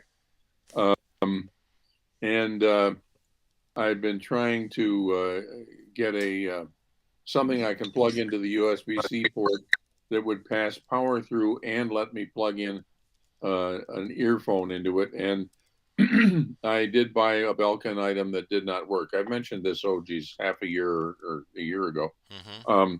And then I saw a YouTube video about a guy who had an Anchor product that was sort of a 6-in-1 hub that lets you do all kinds of wonderful things with your dumbass iPad without the earphone jack. And I was all psyched up about it. And then I read some of the comments below it, and the YouTube video said it was from 2 years ago. So I don't know if this was somehow just before the 2021 iPad Pro came out or what. But down in the comments, people said more or less, yes, it's a wonderful thing. No, it won't fit into the 2021 iPad Pro because I think the iPad was too thick or something. Now, I know I've run into a little bit of difficulty plugging USB-C stuff into the port on the iPad, but I guess to get cut to the chase here, does anybody know of a comparable type of multiple? Is that the Belkin? That's the Belkin one, yeah. That's the one I can. Sometimes there's problems if your case is too thick where you can't fit the connector in. Yeah. Well, I got around that. Basically, I have the iPad mounted inside my Betty Crocker cookbook cover, using a rubber kind of a plastic rubber frame that I stuck onto it. And there's a hole in that. The frame just comes up, covers the whole edge of the iPad, but that's it. It doesn't cover the corners or any part of the screen.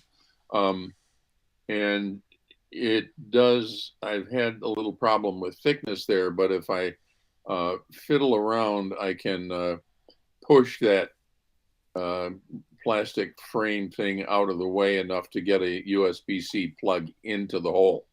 And that has worked okay. But I had another one I had seen online, and it's I can't think of it, and unfortunately I'd have to go looking for it in my Safari browser because I kept the window for that. But there's the Anchor one. Yeah, well, yeah, but this is okay. Not compatible with iPad 2021. Yeah. Does it say it fit the 2021? No, it specifically says not compatible with the 2021. Oh, okay. But Anchor is generally a very good brand. Right, I agree. That's my impression. So I just wondered if anybody else had this problem and had found a gizmo that did work for them. I use a Lightning one on my phone. I still have Lightning devices. Well, that's the reason I'm holding off for the iPhone 15, maybe, because I am a mortal foe of the Lightning plug and socket. Not happy with that. So here's an article from Macworld earlier this year. USB-C hubs with audio, SD card, so an all-in-one kind of thing. 12 South is also a very good brand. Steve, do you know what the date on that Macworld thing is? May of this year, yeah.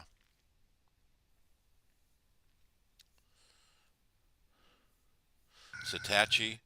Now, Chuck pronounced that differently. I've always said Satachi, and he said it, but I don't remember how he pronounced it differently. Did he say Satachi? Well, it's an E. Sateki. Sateki. Sateki, maybe, yeah. Yeah, Like Sateki. Yeah. Seichi? Satachi. Got techie in it. Yeah. Well, yeah, he's a techie, Kensington. So There's a big one. With a wireless charging base in it, too. Well, all right. I will. So I posted that link in the public chat. Oh, okay. Thank you. Good. I will pop on that and open it up right now. because this sort of has a bearing on my fingers. Don't run out of trackpad. There we go. This has a bearing on my whole GoPro situation too. If that goes right into, it would go right into. And you'd get one with, yeah, the SD card reader. Yeah. Then it would Yeah, import. right. It would import into the iPad, but then it would use iPad space, storage space. Right. Yeah. Yeah. Okay. I probably still want to go through the MacBook. I'm hoping to solve that little problem before we're halfway through winter, because my purpose in doing this was to be able to go down memory lane of nice, warm, sunny bike rides in the summer while it's crappy out. Don't laugh. We're talking serious mental health stuff here. Oh, I know. So you want to make a little documentary is kind of what you're doing. No, just just Oh, that there. for yourself though. A Right, documentary of yourself, of your summer travels. right, including the porta potties and the falls and the whole thing. Oh, that's all part of the journey. It is. We're not laughing at you, Charlie. We're laughing with you. Yeah. Well, That's if you're not laughing at me, you're passing up a great opportunity. And I'm thinking when you're talking.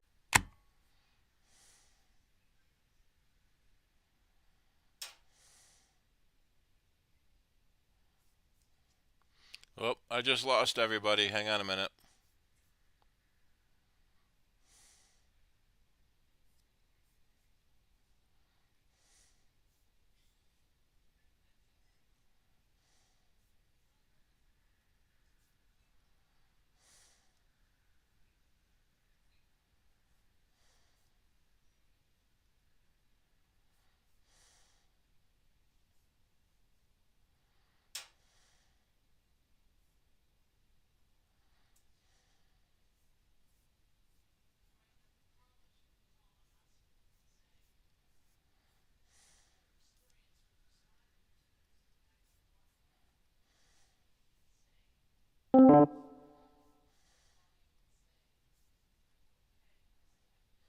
Paul, right? No, I think that people are right, that you do have a period of time when you can cancel the alert. You can cancel it, yeah. And if Say, you don't, yeah. then they assume that you're not able to cancel it, Right. and therefore they should show up. And Right. And check what you is out. that time frame? That's the other thing I That's want what to we want know. to find out. Is Because it, that was what happened with my emergency alarm thing that went off too. is it 30 seconds? Is it a minute? There's got to be a sweet point there that makes sense. Well, maybe you can set that up yourself and Yeah. say, I need so many minutes. But again, I don't know. It's a hard Well, let's thing find to out. make a That'd be good. choice. It's a thing to investigate. I will find I out. had my watch, I was outside and all of a sudden I got a call from 911, said they had a alert, and I said, no, it wasn't, nothing happened, it was a false alarm. So they do call you back right then and there. So, Oh. so All right, so they do call you right back. all right, so And they I would give say you if you didn't answer, they would send. Probably if you didn't answer or something, Yeah. But I did get a call, and I said, no, I was surprised that I did get a call because I don't remember shocking it or whatever. So you had a butt call then, right? Yeah. Yeah. But My that was my phone's been making a lot of calls with from a my call pocket. from them. I have So- to say, I was going to say, Frank. So you don't have the cellular, so it was communicating with your phone. Yeah, everything goes through the phone, Okay. Wi-Fi to the phone, because as long as my phone, my watch is on the same Wi-Fi network, I'm connected for calls and everything. Okay. Because the first time it was right after I got it, my son called me from the hospital, when he was in the hospital. I got a text and a call from him, like a couple of days after I got my watch. Well, if you were out somewhere with the watch and your phone, Would they communicate with each other by like Bluetooth or something? Yes, they do communicate long as they're in the same. But like at home, it goes through the Wi-Fi system. Right. You know, so I can be upstairs, downstairs, out of Bluetooth range, but at Wi-Fi range, they do talk to each other. Okay. Right. So I'm a big fan of it now, especially after my hair incident. Yeah. Now, Frank, I got to ask you: are you going to be at Applebee's on Saturday? Yes, I am. I'm looking for around 4:00. Oh, you're going to get there a little earlier than me. Yeah, I aim for about 5:30. You know, Was it Veterans Day? anytime after 4:30, there's a big line. Yep. That's a little too early for me, but Well, that's what my plan is. If it works or not, I don't know. Being Saturday. well, that's true. So depends on how many people want to go to that Applebee's too, you know, in the area and stuff. So, yeah. But the biggest complaint is Denny's left town, so I can't get my yeah, breakfast. I know. I got a big thing There's from them saying, "Welcome, have breakfast." There's still one in Greece. Just the one in Greece. Are they open 24 hours too? Well, I'm not They used to going to be. drive to Greece for a breakfast I with think everybody else in the city. We used to go there quite a lot when we lived in Greece. It was a big, spacious one, actually. So Nope. Closes at midnight. Oh, okay. Do they still do the birthday Oh, no, wait a minute. breakfast things Oh, or not? it closes Yeah. at midnight and then opens again at midnight. Oh, so that means 24 So hours. yeah, they are open 24 hours. Yeah. That's the way they can do it. They do birthdays, but they got different restrictions on how you get it. You know, I tried it. You have to. There's something different about it. You gotta be on their app, I think. Oh, Plus- okay. plus, Okay. they do it where you have to be there before, what was it, 11 or something like that. You only had like 2 or 3 hour gap to get breakfast on Veterans Day. Because didn't I saw you there at Denny's at one time? And it Yeah. was a long line. And Yes, I was at the very end of it, and he was already halfway through the line when I saw him. Yeah. Timing is everything. Yeah. Yes, it is. Yes, it is. And going back to the 911 calls, I found a Apple support article. After fall detection, if you've been immobile for a minute, it will make a call to emergency services. So during that minute, it will ask you if you're okay, and if you don't answer, within a minute, it will call. For crash detection, it's 20 seconds. Oh, wow. Yikes. I'm not sure I could find my phone. No. You know, Well, it'll ask try if- to stop the bleeding, and then you've got to answer the phone. Well, Like, no. really? Well, you can say it'll ask if you're okay, and you can say yes. But if you aren't okay, you want it called really fast. Well, maybe you don't know if you're okay or not. You know, the pain has to go away a little bit before you can evaluate it. There was kind of a cool story a few years back now about the Apple Watch and the iPhone. And I don't know the technology of it, so I don't know why she had to do it this way. But a young woman was driving home, I guess from a party or something like that, on New Year's, about 4 in the morning, and she was sober. But somebody like sideswiped her or something, and her car went off into water, upside down. And she was able to use the watch to ping her phone and then contact the emergency services. And the emergency people got there before the water got over her head, which was good. She lived. One of the Mythbusters did an episode on that, and one of the things, don't panic first, but people immediately try to get their door open, and they can't because of the water pressure is holding the door closed.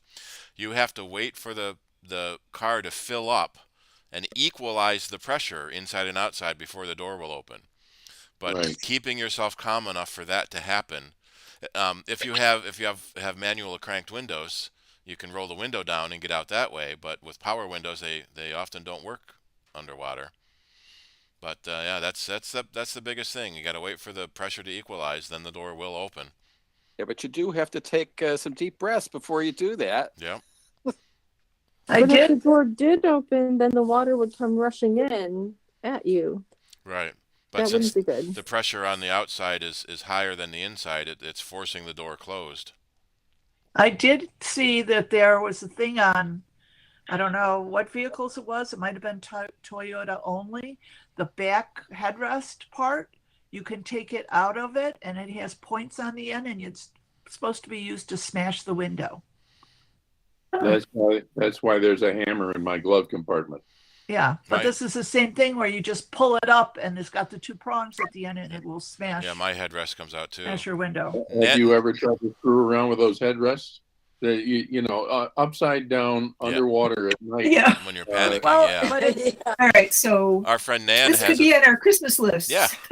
Little hammer, little Well, thingy to and cut the seatbelt. right. You need a knife. So our friend Nan has a tool, with a pointy end to break the window, and a knife to cut the seat belt that you can't get unhooked.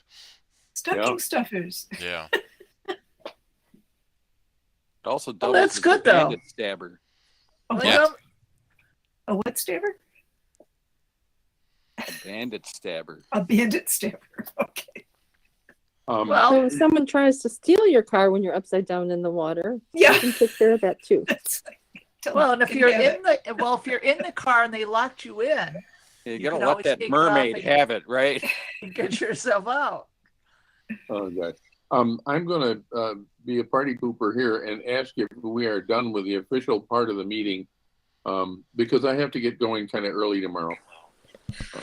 Yes, I worked the election yesterday. That was fun. Right. Yeah, I think we're done with 5 the o'clock official part of the till 10. meeting. Wow. Did you have a big turnout? Yes, it was very consistent and busy at this little fire station at was constant. I thought it would kind of be like a lot of people at 6 Yep. and then around lunch, around dinner.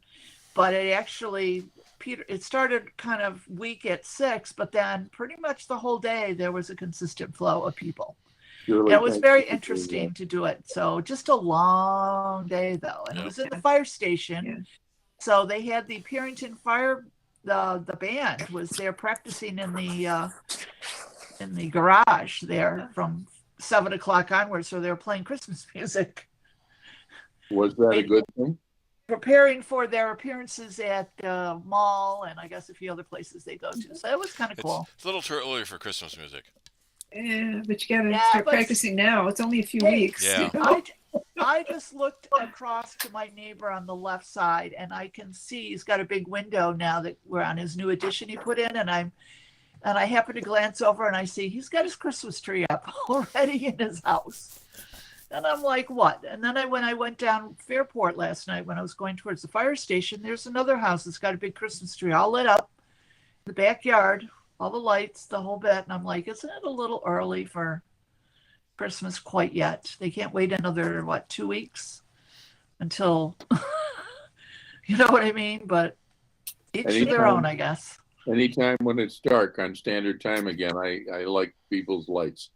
Yeah, I have to say I do like them even after Christmas when you have some snow.